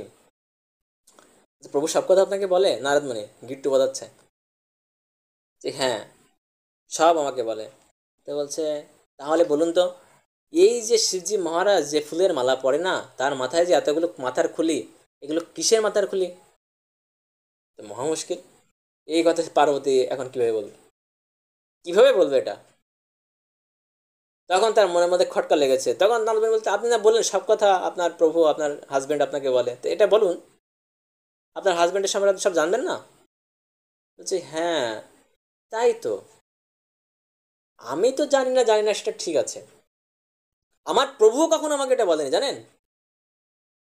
আমি জানি না এটা ঠিক আছে, কিন্তু সে কখনো আমাকে কেন বলেনি? আজকে আসুক, দেখাবো মজা। পরে বসে আছে, অভিমান করে, না আজকে কোনো কথা হবে না, কোনো খাবার দাবার নেই, কিচ্ছু নাই, যান আপনি বাইরে থাকেন। পারলে তো ঘরের দরজা তো নাই। সে যেমন শ্মশানে বাস করে জানেন সবাই, গাছের নিচে বাস করে, বট গাছের নিচে। নাহলে ঘরের দরজা তালা মেরে দিত, যে না আজকে ঢুকতে দিব না, বাইরে থেকে বলতে হবে তারপর ঢুকতে দিব। বুঝতে পারছেন? যাই হোক, সেটা হয়নি আর কি, যেহেতু ঘরের দরজা নাই এই জন্য সেটা হয়নি, সম্ভব হয়নি। তো কথা বলছে না। তো হে প্রিয়া, তুমি কথা বলো, কি হয়েছে তোমার? হে দেবী, কৃপা করে বলো, আমি কি ক্ষতি করেছি তোমার? তুই কেন কথা বলছো না আমার সাথে? ওই আপনি এর সাথে সম্পূর্ণ আড়ি, আপনি আমাকে কোনো কিছুই বলেন না, আপনি নিশ্চয়ই আমাকে ভালোবাসেন না, আপনি আমার সাথে কিচ্ছু বলেন না। তো শিবজি বলছে যে পার্বতী, তুমি শুনে রাখো, তোমাকে আমি এত ভালোবাসি, এত ভালোবাসি, যত জন্ম অবধি তুমি মৃত্যুবরণ করেছো ততবারই তোমার এই মাথার খুলি আমি আমার গলায় ধারণ করে মালা আকারে ধারণ করে আছি, কখনো আমি যেটা ত্যাগ করি না। শিবজি মহারাজের গলায় যে মাথা যে খুলির মালা, এটা সব মাতা পার্বতীর আগের জন্য। পার্বতীর মনে একটা প্রশ্ন আসছে, প্রভু আমার এতবার জন্ম হয়েছে, আপনার একবারও জন্ম হয়নি, এটা কি করে সম্ভব? তখন শিবজি মহারাজ বলছে, তুমি উত্তম প্রশ্ন করেছো পার্বতী। হ্যাঁ, আমার একবারও জন্ম হয়েছে হয়নি, কিন্তু তোমার এতবার জন্ম হয়েছে, কেন জানো? কারণ আমি শ্রীমদ্ ভাগবতম জানি। যে ব্যক্তি শ্রীমদ্ ভাগবতম একবার জেনে যায়, সে কখনো আর তার কখনো কোনো জন্ম মৃত্যু জরাব্যাধির চক্রে উদ্ধার পেতে হয় না। জয় জয় গ্রন্থরাজ শ্রীমদ্ ভাগবত মহাপুরাণ কি জয়। এই ভাগবতম অধ্যয়নের মহিমা বোঝার চেষ্টা করুন। এটা এমন নয় যে প্রভু এই ক্লাস শেষ করতে 5 বছর লেগে যাবে, 5 বছর যেটি ধৈর্য সহকারে থাকতে পারেন। আমাদের ভক্তিবিভাগ ক্লাসের প্রথম ইউনিটটা নিয়েছিল ভক্তিবিভাগ ভগৎ সিং মহারাজ। ভক্তি ভগৎ সিং মহারাজকে আপনারা সবাই চিনেন। মহারাজ আমাদেরকে এটা বলছিল, আপনারা যারা এই ভক্তি বিভাগ কোর্স করছেন, আমি আশা করি, আমি প্রার্থনা করি ভগবানের কাছে, আমরা সবাই এই জন্য ভগবদ্ধামে যাব। তা আপনাদেরকে আমি সেম কথাটাই বলছি, মহারাজের সেই আশীর্বাণীটাই। আমরা যারা এখানে এই ভাগবত ক্লাসে যুক্ত থাকবো 5টা বছর, আমরা সবাই ভগবদ্ধামে যাব, সবাইকে নিয়ে যাব। সবাই রাজি আছেন? হ্যাঁ। হ্যাঁ, এই জন্য আমরা কখনোই কি হই না, আমার কোনো মৃত্যুবরণ হয় না, কারণ আমি ভাগবত জানি। তখন মাতা পার্বতী বললেন, তা আপনি ভাগবত জানেন, তা আমি আপনার এত প্রিয়, আমাকে আপনি এত ভালোবাসেন, তা আমাকে কেন ভাগবত বলেননি? মহা মুশকিল প্রশ্ন। তখন শিবজি মহারাজ বলছে, হে পার্বতী, আমি বলার চেষ্টা করেছিলাম, নারীদের স্বাভাবিক একটা স্বভাব রয়েছে, কি জানেন? কোনো কিছু কনসেন্ট্রেশন দিয়ে করতে করতেও ঘুমে যায়। এখানে দেখেন ভাগবত কথা শুনতে শুনতে অনেকে ঘুমে যাচ্ছে। তো তো বলছে চেষ্টা করেছিলাম, সতী জন্মে করেছিলাম চেষ্টা, এক জায়গায় বসে শোনাচ্ছিলামও, কিন্তু তুমি ঘুমিয়ে পড়েছিলে, তখন আমি আর বলতে পারিনি, তুমি ঘুমিয়ে পড়েছিলে আর তুমি শুনতে পাও। আমি কিচ্ছু জানি না, আমি আর এক জন্ম আপনাকে ছাড়া থাকবো না, আমি এখন শুধু আপনার সঙ্গে থাকবো। ঠিক যেমন একজন পতিব্রতা স্ত্রী, সে তার স্বামীকে ছাড়া কোথাও তিনি সেফ অনুভব করে না, সবসময় তার স্বামীর সাথে থাকতে চান। ঠিক আছে। তো বলছে ঠিক আছে পার্বতী, সঠিক সময় আসলে আমি তোমাকে সেই জায়গায় রেখে যাব। একদিন শিবজি মহারাজ এক স্থানে চলছেন, কিছুক্ষণ পর পর যেই শিবজি মহারাজ দণ্ডবোধ প্রণাম করছে। আপনি এখানে কেন প্রণাম করলেন? বা এখানে ভাগবতম কীর্তনকারী এক ভক্ত অনেক পূর্বে জন্মগ্রহণ করেছিল, এই জন্য এই স্থানটা অতি পবিত্র, এই জন্য আমি এখানে প্রণাম করলাম। কিছুক্ষণ পরে যে আবার এক জায়গায় যে দণ্ডবোধ প্রণাম করছে, কেন প্রণাম করলেন? এই স্থানে ভগবানের ভাগবত অধ্যয়নকারী সুন্দর একজন ভক্ত এখানে জন্মগ্রহণ করবেন, অনেক বছর পরে করবেন, অনেক হাজার বছর পরে, এই জন্য এখনই প্রণামযোগ্য সেটা, আজকে আমি তোমাকে ভাগবতের জ্ঞান দিব। কিন্তু সমস্যা কোথায় জানেন? সমস্যাটা হচ্ছে ভাগবতের কথা বলতে গেলে যদি কোনো ব্যক্তি একবার সেই শ্রীমদ্ ভাগবত শ্রবণ করে নেয়, সে তো হৃদয়ঙ্গম করে নেয়, সে তো জন্মমৃত্যুর ঊর্ধ্বে চলে যাবে। তো জন্মমৃত্যুর ঊর্ধ্বে যদি সবাই চলে যায়, তাহলে সংসারের একটা অনিয়ম হবে না? জন্মমৃত্যু জরাব্যাধি গীতাতে পড়েছেন, জাতস্য এই ধ্রুব ধ্রুবম জন্ম মৃতাস্য চ, জন্মগ্রহণ করেছে মানে মৃত্যুবরণ করতে হবে, মৃত্যুবরণ করেছে জন্মগ্রহণ করতে হবে। আমরা এমন একটা স্থান নির্বাচন করব যেখান থেকে কেউ এই ভাগবত কথা শুনতে না পায়, এটা খেয়াল রাখতে হবে। কারণ শুনতে পেলেই তো সে তো আর জন্মমৃত্যু চক্রে উদ্ধার হয়ে যাবে, সে তো আর জন্মগ্রহণ করতে হবে না তাকে, সে তো অমর হয়ে যাবে। বলছে হ্যাঁ ঠিক আছে। তো শিবজির হাতে একটা ডমরু থাকে, সুন্দর করে ডুডু ডুডু ডুডু ডুডু ডুডু করে করে একটা ডমরু বাজালেন। একটা গাছের নিচে বসেছিলেন, সেই গাছের সমস্ত পক্ষী সব উড়ে চলে গেল এই ডমরু শব্দ শুনে। সবাই তাকে, পার্বতীও দেখলেন, শিবজি মহারাজ দেখলেন, হ্যাঁ আর কিচ্ছু নাই প্রভু, এখন আমরা শুরু করতে পারি। বলছে হ্যাঁ ব্যাস, ওম নমো ভাগবতে বাসুদেবায় প্রথম যাইয়া শুরু হয়ে গেল। জন্ম আদি অস্তুজাত অনবাদ ইতরা চর্থে ছবি গোস। ঠিক আছে, এখানে শেষ। কিন্তু কীর্তন করছে তার আগে শিবজি মহারাজ পার্বতীকে বলেছিল যে আচ্ছা তুমি, আমি যখন কীর্তন করব তখন আমার চোখ তো বন্ধ হয়ে আসবে, কারণ আমি এত ভগবানের কথা লীন হয়ে যাব যে আমি সবসময় চোখ খোলা রাখতে পারবো না, তুমি যে শুনছো কিনা আমি কীভাবে বুঝবো? বলছে ঠিক আছে, আমি একটু সংকেত দিব। কীভাবে সংকেত দিবে? যে আপনি বলবেন আর মাঝে মাঝে আমি বলবো হুম হুম, হুম, হ্যাঁ, এরকম বলে আমি সংকেত দিব। তো প্রথমে তো সংকেত চলছিল, তার পরবর্তীতে শিবজি মহারাজ যখন সত্যম পরম ধীম শেষ করেছে, তাকিয়ে দেখে যে মাতা পার্বতী সেই স্ত্রীর স্বভাব কি, ঘুমাচ্ছে। এইবার তো শিবজি মহারাজের তো কাপ উঠে গেছে। এই এই তাহলে অমৃত কথা তাহলে এতক্ষণ ধরে কে হু হু করলো? যখন মাতা পার্বতী ঘুমিয়েছিল তখনও হু হু শব্দটা আসছিল, এটা কে করছে? অ্যাকচুয়ালি ঘটনাটা হয়েছে কি, এদিকে ওই তাকে দেখে গাছের উপর একটা পাখির ছানা। যখন শিবজি মহারাজ ডমরু বাজিয়েছে, ওখানে গর্ভবতী একটা পাখি ছিল। হ্যাঁ, সেই পাখিটার ডিম পড়ে গেছে এখানে, পড়ে যেয়ে ওই ডিম ফুটে তখন বাচ্চা হয়ে গেছে, কিন্তু ও ছোট বাচ্চা তখন সঙ্গে সঙ্গে তো উঠতে পারে না, ওরা উঠতে পারেনি। কিন্তু এই ভাগবত শুনতে শুনতে সে বড় হয়ে গেছে। মানে এত পবিত্র কথা, এই কথা শ্রবণ করতে করতে যখন শিবজি মহারাজ উনি কথা করছিলেন, তো পার্বতী ঘুমিয়ে গেছেন, তো ও ভাবছে আরে মহারাজ তাহলে কথা বলা বন্ধ করে দেবেন। তখন মাতা পার্বতীর পরিবর্তে ওই সেই সুখ পাখিটা বা টিয়া পাখিটা বলছিল হুম হুম। এই সুখ পাখিটা, এটা অ্যাকচুয়ালি নর্মাল কোনো পাখি নয়, এটা ভগবানের প্ল্যান। যখন ভগবান শ্রীকৃষ্ণ ধরাধাম যে সেই চিন্ময় ধাম গোলক বৃন্দাবন থেকে যখন এখানে আসেন, তখন তিনি এই রাধারানীর সঙ্গে ওনারা কথোপকথন করতে একটা পাখির মাধ্যমে।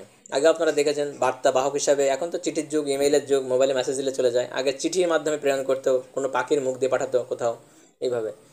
এইভাবে তারা তথ্য আদান প্রদান করতেন। আর সেই পাখিটার নাম হচ্ছে কি, সুখ পাখি।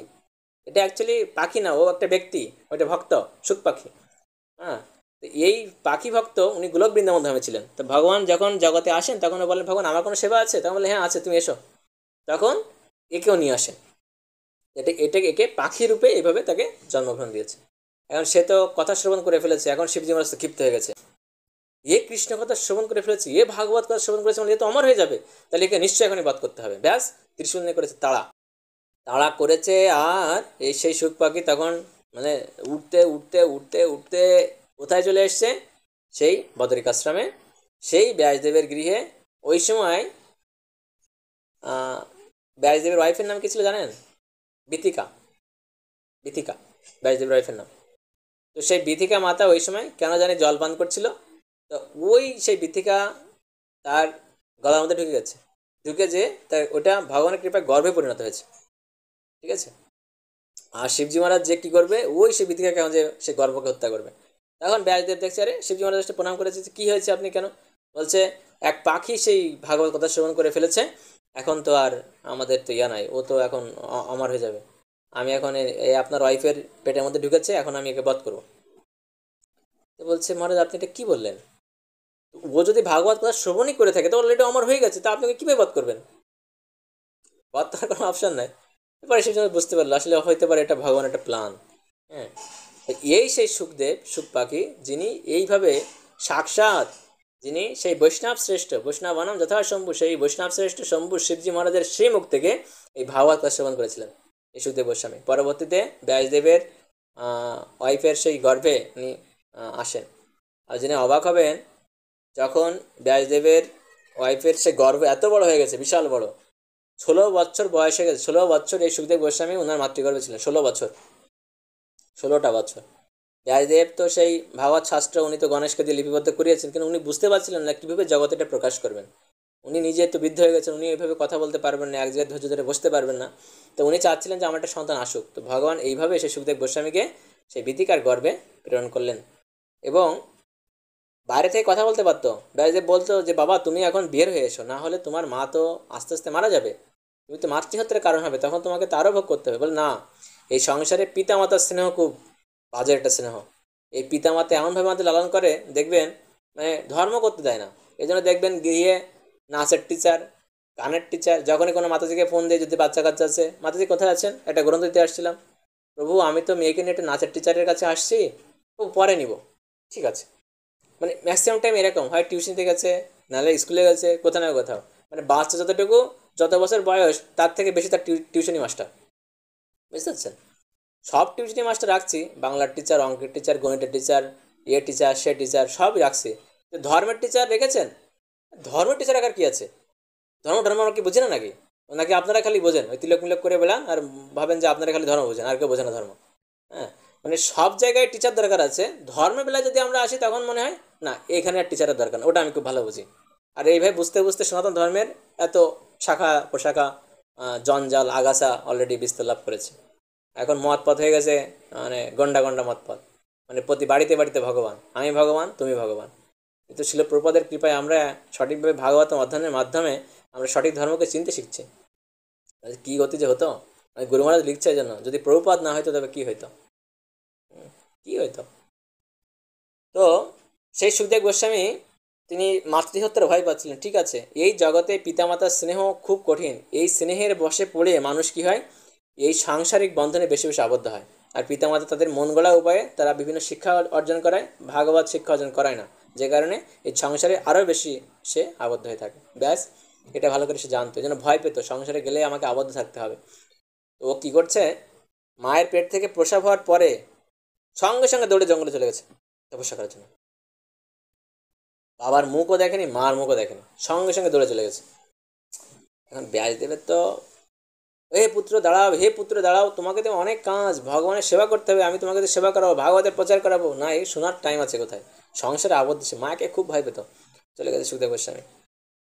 কিন্তু সেই এখন বনে কোথায় খুঁজবে এত বড় বন। তো যে সমস্ত কাঠুরিয়ারা কাঠ কাটতে যেত, ওই সমস্ত কাঠুরিয়াদের কাছে সে দুইটা শ্লোক শিখিয়ে দিয়েছিল ভাগবতে, যে এই দুইটা শ্লোক তুমি হৃদয়ঙ্গম বলবে তোমরা, তখন কি হবে, যদি আমার পুত্র সে যদি এই দুইটা শ্লোক শোনে তাহলে তারা দেখবা চলে আসবে তোমার কাছে। হুম। এখন ভক্তকে কিভাবে চিনবো আমরা, বিদ্যা বিদ্যাবতাম ভাগবতে পরীক্ষা, সর্বোত্তম বিদ্যান ব্যক্তি কীভাবে পরীক্ষা করতে হয়, ভাগবত কতটুকু জানে তার মাত্রা অনুসারে। তা সুখদেব গোস্বামী একজন মহাভাগবত ছিলেন। তো ভাগবত ব্যক্তির হৃদয়ে ভাগবত নিয়ে তো চলাফেরা করেন না। তো এই কাঠুরিয়ারা যখন কাঠ কাটতেন বনে, সুন্দর দুইটা নান্দনিক শ্লোক যেটা ব্যাসদেব শিখে দিয়েছিলেন, এটা হচ্ছে ভাগবতের তৃতীয় স্কন্ধ 2 অধ্যায় 23 নম্বর শ্লোক, আর একটা হচ্ছে দশম স্কন্ধ 21 অধ্যায় 5 নম্বর শ্লোক। এই দুইটা শ্লোক ওনারা শিখে দিয়েছিলেন মুখস্থ, যেটা কীর্তন করে করে যখন এই কাঠুরিয়া কীর্তন করলেন, সুখদেব গোস্বামী সেখানে এসছে, আরে তোমরা এই শ্লোক কোত্থেকে শিখেছ, তো ভাগবত। বলছে এটা আপনার পিতা ব্যাসদেব আমাদেরকে শিখিয়েছেন। বলছে আমার পিতা ভাগবত জানে, বলছে হ্যাঁ ভাগবত জানে।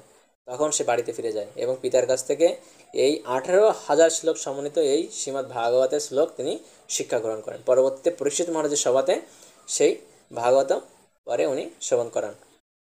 সেই দুইটা শ্লোককে আপনারা জানতে চান, ভাগবতের শ্লোক, কিন্তু এই দুইটা শ্লোক বিশেষভাবে বিবাধান্য, কারণ এই দুইটা শ্লোক শুনেই সুখদেব গোস্বামী এসেছিলাম।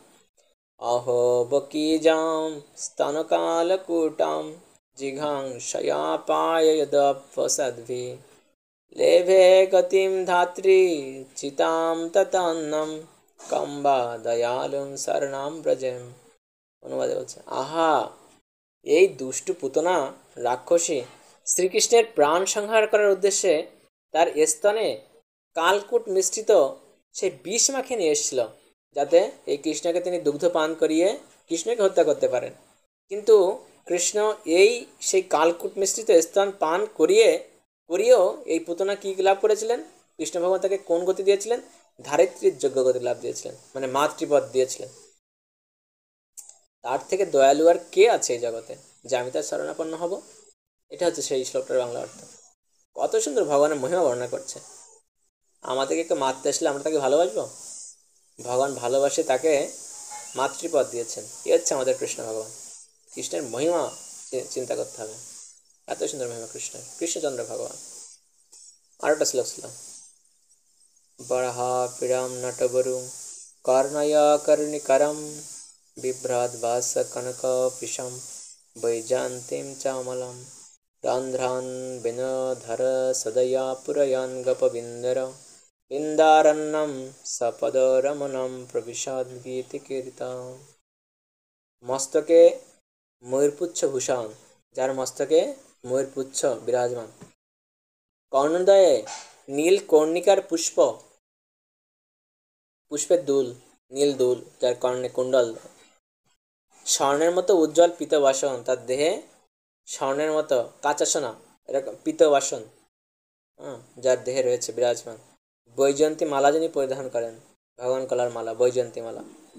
শ্রীকৃষ্ণ তার চিন্ময় নটবর রূপ প্রদর্শন করে তারই পদচিহ্নের দ্বারা শোভিত বৃন্দাবনে অরণ্যে প্রবেশ করলেন।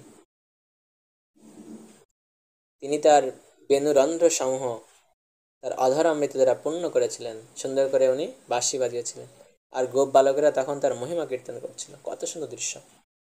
মানুষ পটে যখন আবির্ভূত হয় মনে হয় জগতের সমস্ত কিছু ছেড়ে দিই, এত সুন্দর দৃশ্য। এই দুইটা শ্লোক যখন কীর্তন করছিলেন তখন এ কী করছে, সেই সমস্ত ব্যক্তিরা চলে আসলো। দেখুন, কাউকে যদি আপনি ভালোবাসতে চান আগে তার মহিমা শুনতে হবে, তাহলে আপনি ভালোবাসতে পারবেন না। আজকে ভাগবত মাহাত্ম ক্লাসে যারা নেই তারা ভাগবতের প্রতি অত বেশি আকৃষ্ট তাদের আসবে না, তারা ভাগবতকে অত বেশি ভালোবাসতে পারবে না। কিন্তু আপনারা যারা এসছেন আপনারা ভালোবাসতে পারবেন, এটুকু মনে রাখবেন। রুক্মিণী মাতা, নারদমুনি তার পিতার কাছে যেয়ে কৃষ্ণের গুণগান করতো, আর রুক্মিণী মাতা সেটা শুনতো, শুনে শুনে শুনে শুনে কৃষ্ণের প্রতি আকৃষ্ট লাগে, কখনো দেখেও নি। আর যখন শিশুপাল বিবাহের জন্য চাপ দিচ্ছেন, বাবা চিঠি লিখে দিয়েছে আমাকে নিয়ে যান, আমি আপনাকে ভালোবাসি। মহিমা শুনতে হবে, মহিমা শুনতে শুনতে কী হবে আমাদের, এই কোনো ব্যক্তিকে আমরা ভালোবাসতে পারবো। তো ভাগবতের প্রতি ভালোবাসা কখন আসবে, যখন আমরা এইভাবে আমরা এই কারোর মহিমা শ্রবণ করবো। এই জন্য এই ভাগবতের মহিমা শ্রবণ করাটা খুবই ইম্পর্ট্যান্ট, বুঝতে পেরেছেন? যদি কোনো ব্যক্তি, আবার লিখেও নিতে পারেন সঙ্গে সঙ্গে, যদি কেউ হাতের লেখা ফাস্ট থাকে, আমি বলে দিচ্ছি। যদি কোনো ব্যক্তি একটি শ্লোকের 1/4, একটা শ্লোক যে আমরা পড়লাম না, ওটার 1/4 যদি কোনো ব্যক্তি পড়ে থাকে, প্রতিদিন পাঠ করে, 1000 গোদানের ফল লাভ হয়। কয় হাজার? 1000 গোদানের ফল লাভ হয়। এখন তো 1000 গরুই মনে কারোর বাসায় নাই, আছে কি? কারোর বাসায় আশা করি কোনো গরু নাই। প্রতিদিন যদি কোনো ব্যক্তি ভাগবতের একটা শ্লোক হলে পাঠ করেন, 18টা পুরাণ পাঠের ফল তো লাভ হয়। 18টা পুরাণ।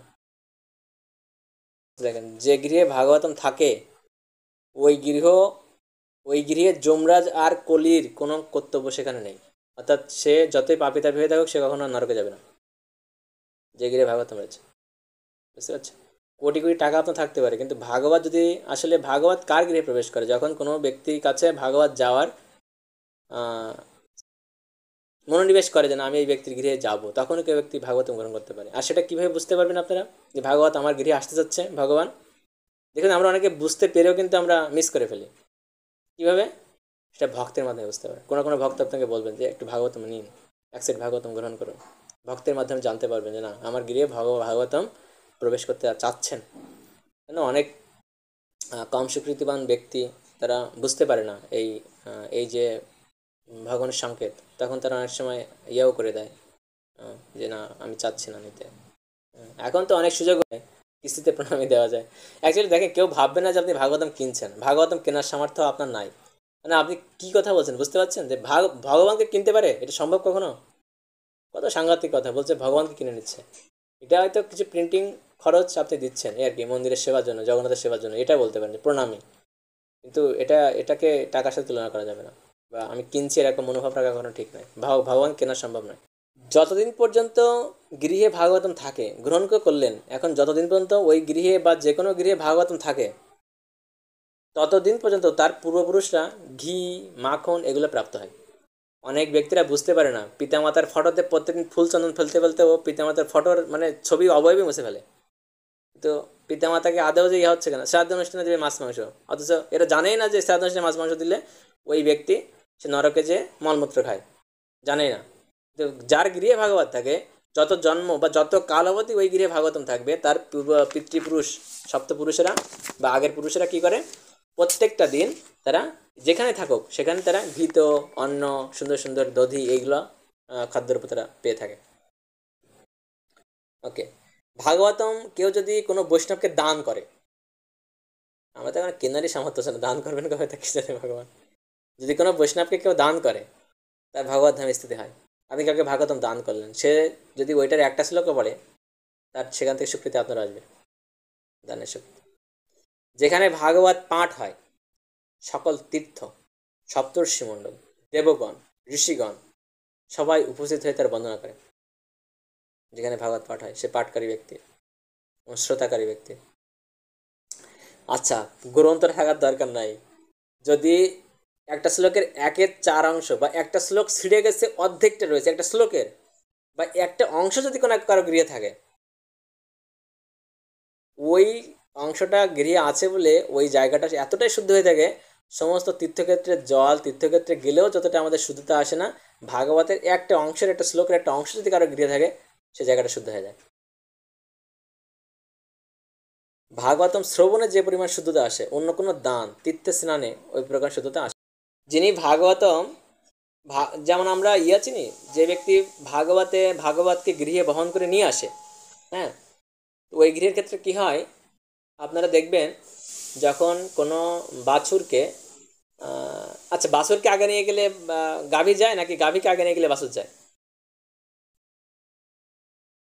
আগে, হ্যাঁ, আগে বাছুরকে নিয়ে যেতে, তাহলে কি হয়, ওর পিছে পিছে দেখা যাচ্ছে কোনো ঝামেলা করবে না, গাভী চলে যাচ্ছে, তাই না? এরকম এই ভাগবতম আছে ঠিক সেরকম। ভাগবতম যে গৃহে প্রবেশ করে, এই ভাগবতের পিছে পিছে ভগবান শ্রীকৃষ্ণ রাধারানী সহ সেই গৃহে প্রবেশ করে। গোদুগ্ধ খাওয়ার আর একটা সুন্দর একটা উপাদান বলে দিই। দেখেন, আপনি ছাগল, মহিষ, ভেড়া এই সমস্ত এদের বাচ্চাদেরকে আপনি ছেড়ে দেবেন, মানে কোনো 1000 ভেড়ার বাচ্চা আর ভেড়া আপনি ছেড়ে দিলেন বা ছাগল ছেড়ে দিলেন, ওরা ওর মাকে চিনতে পারবে না, ও দেখবেন অন্য মায়ের উলানে যে দুধ খাচ্ছে। আপনি গাভী এবং গাভীর বাছুরকে 1000 কেন 1 কোটির মধ্যে ছেড়ে দিবেন এবং এমন ভিন্ন জায়গায় রেখে দিলেন, ওর ঠিক ওর মাকে খুঁজে নিয়ে ওর মায়ের দুধই পান করবে। এই জন্য গাভীর দুধ পান করলে আমাদের বুদ্ধিটা একনিষ্ঠ হয়, তখন আর মনে হয় না এই বাবা চরণে একটু যায়, ওই গুসার চরণে একটু যায়। কারো চরণে না, যিনি শাস্ত্র জানে তার শরণে যাওয়া উচিত, যিনি বৈষ্ণব, প্রকৃত বৈষ্ণব, তার শরণে যাওয়া উচিত। তখন এই গাভীর দুধ খেলে এই কাজটা হয়। ওকে, যিনি ভাগবতম শ্রবণ এবং কীর্তন যিনি করেন, কৃষ্ণ কখনো তাদের পরিত্যাগ করেন না। ভাগবতম যিনি প্রদক্ষিণ করেন বা পরিক্রমা করেন 1বার 2বার 3বার, প্রতি পদে পদে তার অশ্বমেধ যজ্ঞের ফল লাভ হয়। অশ্বমেধ যজ্ঞ সব রকমের উৎসবের মধ্যে এই ভাগবত আলোচনা সর্বশ্রেষ্ঠ। আমাদের আচার্যরা জিজ্ঞেস করছেন একজনকে যে ভাগবত অনুষ্ঠান কিভাবে করা উচিত গৃহে। বলছে ভাগবতের অনুষ্ঠান এত জাঁকজমকভাবে করা উচিত যেন মনে হয় ওই গৃহে কোনো বিয়ে হচ্ছে, বিয়ে বাড়ির অনুষ্ঠানে কেমন সাজগোজ থাকে, এইভাবে ভাগবত পাঠের আলোচনা করা উচিত। বুঝতে পারছেন? ভাগবত পাঠ যে আমরা যখন গৃহে দেই এরকমভাবে সুসজ্জিত করা উচিত না, এখানে ভাগবত পাঠ হচ্ছে কিন্তু আমরা বিয়েতে বেশি খরচ করি, ভাগবতে খরচ করি না। একজন সতী নারী যেভাবে তার পতিকে বশ করে রাখে বা নিয়ন্ত্রণ করে, এই ভাগবত শ্রবণকারী ভগবানকে সেভাবে নিয়ন্ত্রণ করে। বহু বহু জন্ম কে ভাগবত গ্রহণ করতে পারে, এটা এই শাস্ত্রে বলা হচ্ছে ভাগবত মাহাত্ম্যে, বহু জন্ম যদি কোনো ব্যক্তি সদাচার পালন করে থাকে, সদাচার, তারপরে সে যদি পূর্ণতা প্রাপ্ত হয় তখন তিনি ভাগবতম গ্রহণ করার সেই স্বীকৃতি অর্জন করে। অনেক সুন্দর সুন্দর রয়েছে এখানে। শ্রীমদ্ভাগবতম যত্র শ্লোকম শ্লোকার্ধমেব চ তত্রপি ভগবান কৃষ্ণ বল্লভী বিরাজ। ও, আমার কাছে স্লাইডই রয়েছে, একটু দেখেন। ন যস্য তিষ্ঠতে শাস্ত্রম গৃহে ভাগবতম কলৌ ন তস্য পুনরাবৃত্তি জামাপাশাৎ কদাচন। অনুবাদ: কলিযুগে যার গৃহে ভাগবত গ্রন্থ নাই, যমপাশ হতে কদাচ তার পুনরামুক্তি হয় না, সে সকলকালেই নরকে বাস করে। যাবৎ দিনানি হে পুত্র শাস্ত্রম ভাগবতম গৃহে তাবৎ পিতন্তি পিতর ক্ষীরম সমীপম অধুকম। হে পুত্র, যে মানবের গৃহে যতদিন শ্রীমদ্ ভাগবত বিদ্যায়মান থাকেন ততদিন তাহার পিতৃপুরুষগণ দুগ্ধ, ঘৃত, মধু ও জল পান করেন। ন গঙ্গা ন গয়া কাশী পুষ্করম ন প্রয়াগকম শুকশাস্ত্র কথায় চ ফলেন সমতাম নয়েত। শ্রীল শুকদেব মুনির কথিত শ্রীমদ্ ভাগবত শাস্ত্র শ্রবণে যে ফল লাভ হয় তাহা গঙ্গা, গয়া, কাশী, পুষ্কর ও প্রয়াগ প্রভৃতি তীর্থাদির ফলের সহিত কখনো সমতা হইতে পারে না। যত্র যত্র চতুর্বক্ত্র শ্রীমদ্ভাগবতম ভবেৎ গচ্ছামি তত্র তত্রাহম গৌরযথা সুতবৎসলাম। অনুবাদ: হে চতুরানন, যে যে স্থানে শ্রীমদ্ ভাগবত থাকে সুতবৎসলা গাভীর ন্যায় আমি সেই স্থানে গমন করে থাকি। অন্তকালে তু येन শ্রূয়তে শুকশাস্ত্রবাক্ প্রীত্যা তস্যৈব বৈকুণ্ঠম গোবিন্দয়পি প্রযচ্ছতি। অনুবাদ: জীবনের অন্তিম মুহূর্তে যে ভাগবতের শ্লোক শ্রবণ করে ভগবান তার উপর প্রসন্ন হয়ে গোবিন্দ তাকে বৈকুণ্ঠলোকে স্থান দেন। ভাদ্র পূর্ণিমা। আজ ভাদ্র পূর্ণিমা, শ্রীমদ্ ভাগবতের উপাসনা করার বিশেষ দিন। শ্রীমদ্ ভাগবত হল অমল পুরাণ, বিশুদ্ধ পুরাণ। কেননা এই গ্রন্থ সম্পূর্ণভাবে ভগবান শ্রীকৃষ্ণের মহিমা, তার নানা অবতার এবং তাদের দ্বারা উদ্ধারপ্রাপ্ত মহান ভক্তদের মহিমা কীর্তনে সমর্পিত। আজ আমরা তাই শ্রীমদ্ ভাগবতের কথা স্মরণ করতে চাই, যা এই পৃথিবীর মহান সম্রাট পরীক্ষিত মহারাজের নিকট কীর্তিত হয়েছিল। দুর্লভ কথা লোকে শ্রীমদ্ভাগবতোদ্ভবা কোটি জন্ম সমুতেন পুণ্য নৈব তু লভ্যতে। ইহলোকে শ্রীমদ্ ভাগবত অতীব দুর্লভ। কোটি কোটি জন্মের সঞ্চিত পুণ্যের দ্বারাই শ্রীমদ্ ভাগবত কথা লাভ করা যায়। হেমসিংহয়ুতাম চেত বৈষ্ণবায় দদাতি চ কৃষ্ণেন সহ সাযুজ্যম সা পুমাল্লভতে ধ্রুবম। যেই ভাগ্যবান ধনী স্বর্ণনির্মিত সিংহাসনের সহিত শ্রীমদ্ ভাগবত শাস্ত্র বৈষ্ণবকে দান করেন, তিনি অবশ্যই ভগবৎ সাযুজ্য মুক্তি লাভ করেন। শ্রীমদ্ভাগবতম নাম পুরাণাম লোক বিশ্রুতম শৃণুয়াৎ শ্রদ্ধয়া যুক্ত মম সন্তোষ কারণম। লোকবিখ্যাত শ্রীমদ্ ভাগবত পুরাণ প্রতিদিন শ্রদ্ধালু চিত্তে শ্রবণ করা উচিত। এর দ্বারা আমার প্রভু সন্তুষ্ট হন। পৃষ্ঠপদ্মম পূর্ণমাস্যাম হেমসিংহ সমন্বিতম দদাতি চ ভাগবতম সয়তি পরমম গতিম। অনুবাদ: কোনো মানুষ যদি ভাদ্র মাসের পূর্ণিমা তিথিতে শ্রীমদ্ ভাগবতকে স্বর্ণ সিংহাসনে স্থাপন করে দান করেন, তিনি পরম গতি লাভ করবেন। নিম্নগানাম যথা গঙ্গা দেবানাম অচ্যুত যথা বৈষ্ণবানাম যথা শম্ভু পুরাণাম ইদম তথা। অনুবাদ: ঠিক যেমন সমস্ত নদীর মধ্যে গঙ্গা শ্রেষ্ঠতম, সমস্ত আরাধ্য বিগ্রহের মধ্যে অচ্যুতই পরম, বৈষ্ণবদের মধ্যে শিবই শ্রেষ্ঠতম, তেমনি এ শ্রীমদ্ ভাগবত হচ্ছে পুরাণের মধ্যে শ্রেষ্ঠতম। যচ্ছন্তি বৈষ্ণবে ভক্তা শাস্ত্রম ভাগবতম হিজে কটকল্পি সহস্রাণি মম লোকে বসন্তিতে। অনুবাদ: যারা ভক্তিপূর্বক বৈষ্ণবকে ভাগবত গ্রন্থ দান করেন, সহস্র কোটি কল্পকাল তাদের আমার লোকে বাস হয়। যত্র যত্র ভবেৎ পুণ্যম শাস্ত্রম ভাগবতম কলৌ তত্র তত্র সদৈবাহম ভবমি ত্রিদশৈঃ তত্র সর্বাণি তীর্থানি নদ নদীশ্বরাংচি চ যজ্ঞ সত্য প্রিয় নিত্যম পুণ্য সর্বে শিলোচ্চয়াম। অনুবাদ: হে পুত্র, কলিকালে যে যে স্থানে পূর্ণ ভাগবত গ্রন্থ থাকে, দেবতাগণ সহ আমি তথায় বাস করি, এবং সে স্থানেই নিখিল তীর্থ, নদ নদী, সরোবর, যজ্ঞ, অযোধ্যা, মথুরা প্রভৃতি সপ্তপুরী ও পুতশিলা সকল নিত্য বিদ্যমান থাকে। যেখানে শ্রী কৃষ্ণ ভক্তগণ শ্রীমদ্ ভাগবত পাঠ বা শ্রবণ করেন, সেখানে কৃষ্ণ প্রাদুর্ভূত হয়ে থাকেন, এটা নিশ্চিত। যে স্থানে ভাগবতের এক কিংবা অর্ধ শ্লোক পাঠ হয়, সেই স্থানে ভগবান কৃষ্ণ তার পত্নীগণ সহ বিরাজ করেন। এই পূর্ণ ভারত ভূমিতে মনুষ্য জন্ম লাভ করার পর লাভ করে যারা পাপবশে ভাগবত শ্রবণ করে না, তারা আত্মঘাতী। যারা সর্বদা ভাগবত শাস্ত্রের সেবা করে, তারা পিতা মাতা পত্নীর কুল পরম্পরার উদ্দেশ্য সাধনে সমর্থ। বলে না যে কৃষ্ণ ভক্ত হলে তো পর্বে 14 পুরুষ আর আগে 7 পুরুষ উদ্ধার করে, কিন্তু মাতাজিদের কি হবে? ও তো প্রভুরা পারবে। মাতাজিরা যদি ভাগবত পড়ে কি হবে? কি বলছে এখানে? পিতা মাতা এবং সেই পত্নীর এই তিনের যে কুল পরম্পরা, সেটাও উদ্ধার হয়ে যাবে। বুঝতে পারছেন? ভাগবত যারা পাঠ করে তাদেরকে মহিমা দেখুন। ভাগবত শ্রবণে বিপ্রগণের বিদ্যা প্রকাশ, রাজদিগণের শত্রু যায়, বৈশ্যগণের ধন লাভ হয় এবং শূদ্রগণের রোগবিহীন হয়ে থাকে। এই যে এত রোগ ব্যাধি হচ্ছে সমাজে, আমরা বলি ভাগবত পড়েন, একাদশী করেন, হরিনাম করেন, রোগ ব্যাধি ছেড়ে যাবে। নারীগণের ভাগবত শ্রবণে সর্ব অভিষ্ট পূর্ণ হয়। এটা নারীদের ক্ষেত্রে বলা হচ্ছে, প্রভুদের ক্ষেত্রে না। নারীগণের ভাগবত শ্রবণে সর্ব অভিষ্ট পূর্ণ হয়। অনেক অনেক জন্ম সংসিদ্ধ শ্রীমদ্ ভাগবতম লভেত প্রকাশ ভগবত ভক্ত স্তব তত্র জায়তে। অনেক জন্মের সিদ্ধিবশে ভাগবত শ্রবণ, ভগবত ভক্তগণের দর্শন এবং হৃদয়ে ভগবত ভক্তির বিকাশ হয়। এই ভক্তদের, ভাগবত পাঠকারী ভক্তদের দর্শন পাওয়া খুব দুর্লভ। মহান মহান মানে শিবজি মহারাজ পর্যন্ত এই ভাগবত পড়ে তার তমগুণ জয় করেছে। আর আমাদের কি কথা? অনন্তর সদাশিব বর্ষমাত্র ভাগবত কথার সেবা করে আন্তরিক এই সংহারের শক্তি, এই যে শিবজি মহারাজ সংহারকর্তা কোথেকে পেয়েছে? এই ভাগবত পড়ে পেয়েছে। মানে ভাগবত এটা হচ্ছে কবচ। মনে করেন কোনো ব্যক্তি হয়তো যখন কোনো যুদ্ধক্ষেত্রে যাবে, ও কি পরবে? মানে বুলেট প্রুফ জ্যাকেট পরবে, বা আগের সে সমস্ত রাজারা যেসব পরে যেত, ওই রকম এই সেই জ্যাকেটের মতো, বুঝতে পারছেন?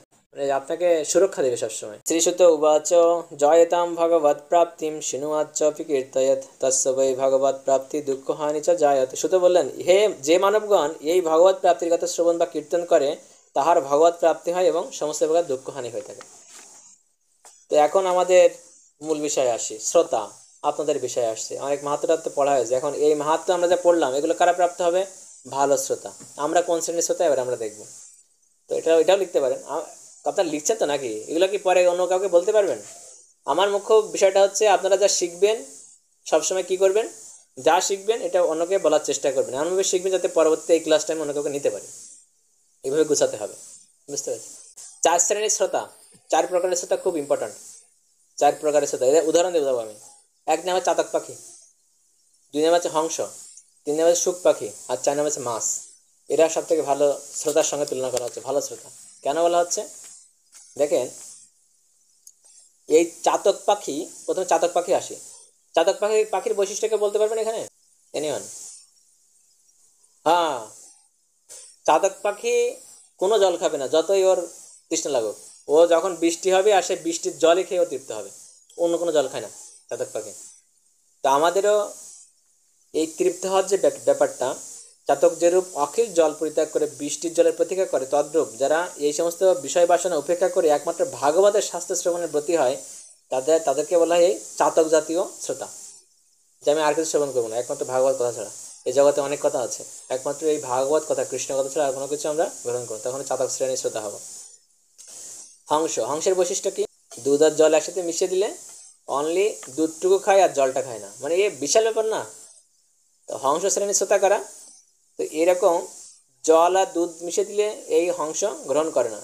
তদ্রূপ যারা বিবিধ কথাবার্তা শুনেও আজকে অমুক ব্যক্তি ওই কথা বলে গেছে, অমুক গুরুদেব এই কথা বলে গেছে, না, আমরা সেখান থেকে একমাত্র সার গ্রহণ করব, তাদেরকে বলা হয় হংসজাতীয় শ্রোতা। একমাত্র কৃষ্ণ কথা, কৃষ্ণ ভক্তির শিক্ষা, এটা ছাড়া কিছু গ্রহণ করবো না। ঠিক আছে, তারপরে কোনটা আসলো? মাছ। মৎস্যের কি ইয়াজ রয়েছে? ক্ষীর নিধির মাছের কথা বলা হচ্ছে। এই মাছগুলো এত স্নিগ্ধ, ওরা জলে চলাফেরা করে কিন্তু জল নড়াচড়া করে না, বুঝতে পারছেন?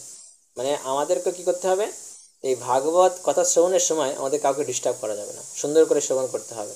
হ্যাঁ, কোনো কথা বলা যাবে না, কাউকে ডিস্টার্ব না করে সুন্দরভাবে একদম শ্রবণ করতে হবে সুন্দর করে। আরেকটা কি আছে? 4টা হয়ে গেছে। শুক পাখি, শুক পাখিতে সুন্দর ইয়া রয়েছে। শুক পাখি আছে সুষ্ঠু এবং মিতভাষী। এটা বলা হয়ে থাকে যখন একটা ফল শুক পাখি একটু কামড় দেয়, ওই ফলটা স্বাদ আরো বেড়ে যায় কয়েক গুণ।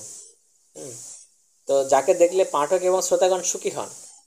সুপঠিত বিষয় সকল যারা অবিকল শিক্ষা প্রদান করেন এবং পাঠ্যস্তর ছাত্রীগণকে যারা সৎ শিক্ষা প্রদান করেন, তারা সুখ জাতীয় শ্রোতা বলে বিবেচিত। নিজে ভালো করে শ্রবণ করবেন এবং অ্যাজ ইট ইজটা মানুষকে শেখাবেন, এটা হচ্ছে ওকে। 4 শ্রেণীর ভক্ত, তারা ভালো শ্রবণ করে না। একটা হচ্ছে বৃক্ষ বা নেকড়ে বাঘ, 2 নম্বর হচ্ছে ভুরুণ্ড পাখি, 3 নম্বর হচ্ছে বিষ বা ষাঁড়, আর 4 নম্বর হচ্ছে উট। এরা কারা? এটা বলা হচ্ছে যেমন মৃগগণ বা হরিণের কথা বলা হচ্ছে। হরিণেরা কি করে, এই হরিণ যারা শিকার করে তারা সুন্দর করে বাঁশি বাজায়, আর এই বাঁশির শব্দ শুনে হরিণগণ তাদের পিছু দৌড়ায়, আর তখন সেই যে তীরন্দাজ ও তীর মেরে হরিণকে ও শিকার করে নিয়ে চলে আসে। তো এই বেনুসনে রস আসক্ত মৃগগণকে অরণ্যে বৃক যেভাবে পীড়িত করে, তদ্রূপ যে অজ্ঞ শ্রোতা সে এই কান্না করুক আর এই রসিক শ্রোতাগণকে সে ব্যথিত করে, তাকে বলা হয় বৃক জাতীয় শ্রোতা, বুঝতে পারছেন? মানে উনি কোনো কিছু শুনছে কিন্তু ডিস্টার্ব করছে সবাইকে, তার কারণে অন্য কেউ শুনতে পাচ্ছে। অনেকে আছে আমরা ক্লাস দেওয়ার সময় অনেকে এমনভাবে কান্না করে দেয়, মানে এমন কথা, মানে নিজের দুঃখের কথা কেউ হয়তো বলে ফেলেছে, তার সঙ্গে দুঃখ ভাগ করতে একদম কান্নায় ভেঙে পড়ে, হ্যাঁ প্রভু আমি কি করব, আমার সাথে এরকম হয়েছে, তাতে অন্য কারোর সমস্যা হয়। এগুলো করা যাবে না। আপনার কান্নাটাও এত সস্তা নয়, আপনি সবার সামনে কেন দেখাচ্ছেন? আপনি ক্যামেরা অফ করে নিজে নিজে কান্না করুন, একদম শেয়ার করতে যে বিপদে ফেলে দেয় মানুষকে। দেন ভুরুণ্ড পাখিদের কথা বলে, যারা হিমালয় শৃঙ্গবাসী। এই ভুরুণ্ডরা কোথায় বাস করে? হিমালয়ে বাস করে। এরা অন্যকে শিক্ষা প্রদান করে কিন্তু নিজে কোনো সাধু আচরণ করে না, বুঝতে পারছেন? তাকে হচ্ছে ভ্রূণ্ড জাতীয় শ্রোতা বলে জানবেন। মানে এরা শুনবে, শুনে কি করবে, অন্য কাউকে চেক করবে, অন্যকে বলবে, কিন্তু নিজে কিছু পালন করবে না। এটা যে ভ্রূণ্ড জাতীয় শ্রোতা, এই শ্রোতা ভালো না। কিন্তু কোনো ব্যক্তি যদি অন্যকে শিক্ষা না দেয়, নিজে আগে ভালো পালন করে, সেটাই ভালো। দেন আছে বৃষ বা ষাঁড়। এই ষাঁড়ের নিকট যেমন সুস্বাদু আঙ্গুর আর সরিষার খোসার কোনো পার্থক্য নেই, ষাঁড় সব কিছুই খায়। যেরকম যারা অল্প বুদ্ধি শ্রোতা, তারা এই সমস্ত ষাঁড় আর অসায় সমস্ত যা কিছু শোনে ওই সব গ্রহণ করে, আর ভালো মন্দ কোনো কিছু বিচার করে না, তারা সবই গ্রহণ করে। এটা হচ্ছে বিশ্বজাতীয় শ্রোতা। আমাদের গ্রহণ করতে হবে একমাত্র কৃষ্ণ কথা এবং কৃষ্ণ ভক্তি পথে যা উন্নতি সাধন করে সেটা। আর হচ্ছে উট জাতীয় শ্রোতা।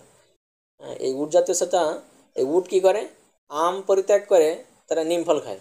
আম আর নিম একসাথে রাখা হলে তারা আম খাবে না, নিম খাবে। আমাদেরও যেরকম শ্রোতা এই মধুর বিষয় পরিত্যাগ করে এই বিপরীত বস্তুতে আসক্তি প্রদর্শন করে, এটা হচ্ছে উট জাতীয় শ্রোতা। বোঝা গেছে? এইভাবে আমরা এই ভাগবতের মহিমা কীর্তন করছি, অত সুন্দর মহিমা। এই ভাগবতের শ্রেষ্ঠত্ব অনেক রয়েছে, আমি বলে শেষ করতে পারবো না। আমি কি একটা না আরও 5-6টা বলে যাবো শেষ করতে? কয় মিনিট আছে আর? 8:50। ওকে, ঠিক আছে, আমি একটু দ্রুত বলে যাচ্ছি। ত্রিগুণ হোক আর নির্গুণ হোক অথবা যথাক্রমের সেবাই হোক, কোনরূপে ভাগবত সেবা অধ্যয়ন করবে। শ্রীকৃষ্ণ লীলায় সেবার সাথে একান্ত লোলুপ, তারা মোক্ষ আকাঙ্ক্ষাবিহীন এবং তাদের একমাত্র সম্পদ হচ্ছে এই ভাগবত। কলিকালে সংসার সন্তাপে যারা আসক্ত, এই সমস্ত ব্যক্তির পক্ষে এই ভাগবত হচ্ছে একজন মহা ঔষধ। এই ভাগবত, যারা বিষয়সমূহে রত হয়ে সংসার সুখে স্ফুরণিত হয়েছেন, কলিকালে কর্ম দ্বারা তাদের যে সিদ্ধি কথিত হয়, সেই সিদ্ধি ভাগবতের মাধ্যমে পূর্ণ হয়ে থাকে।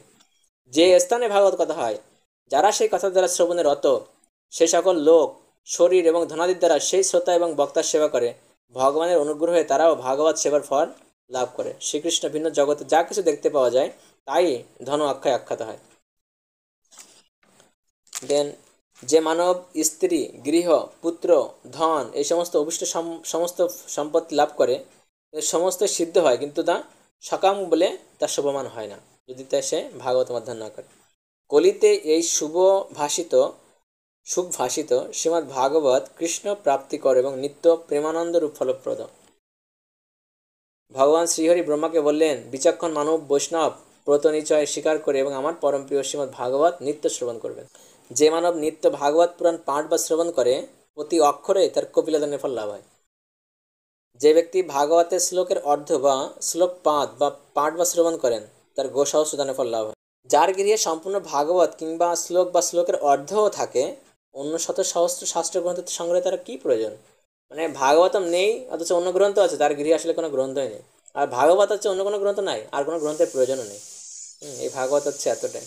এই জন্য এই কলিযুগে যার গৃহে ভাগবতম নাই, তার জম্পাস থেকে কখনো উদ্ধার নাই। এটা একটু ভালো করে বুঝলে ভালো। ঠিক আছে, তো আজকে ক্লাসে কোনো কৃতিত্ব থেকে থাকে, এটা আমাদের হিজ ডিভাইন গ্রেস এসি ভক্তিমান স্বামী শিল প্রভুপাদের। যদি কোনো দোষ থেকে থাকে সেটা আমার, সবাই আমাকে ক্ষমা করবেন। আসলে আমি এখানে ভাগবত ক্লাস দিতে বসেছি, মানে আমি ভাগবতে কোনো ক্লাস আমি নিজে দেইনি, সব গ্রন্থ থেকে দিয়েছি। সব কিছু আচার্য কর্তৃক যেগুলো শুনেছি সেগুলোই বলেছি। আমার নিজের কোনো যোগ্যতা নেই এই ভাগবতে ক্লাস দেওয়ার। তারপরে যদি কোনো দুঃসাহসিকতা করে থাকে আমাকে ক্ষমা করে দিবেন। আমি যেভাবে শুনেছি সেই ভাবধারা আমি বলার চেষ্টা করেছি। তো সেই শ্রীমদ্ ভাগবতের চরণে আমাদের আশ্রয় লাভ হোক, আমরা সবাই আশ্রয় গ্রহণ করি। সবাই ভালো হরিনাম করুন। ভালো হরিনাম করলে ভাগবত ভালো বুঝবো, আর ভালো ভাগবত পড়লে ভালো হরিনাম করতে পারবো। দুইটাই একেবারে পরিপূরক। ঠিক আছে, শিল প্রভুপাদ কি জয়, সমবেত ভক্তবৃন্দ কি জয়, নিতাই গৌর প্রেমানন্দে। বাঞ্ছা কল্পতরুভ্যশ্চ কৃপা সিন্ধুভ্যশ্চ পতিতানাং পাবনেভ্যো বৈষ্ণবেভ্যো নমঃ।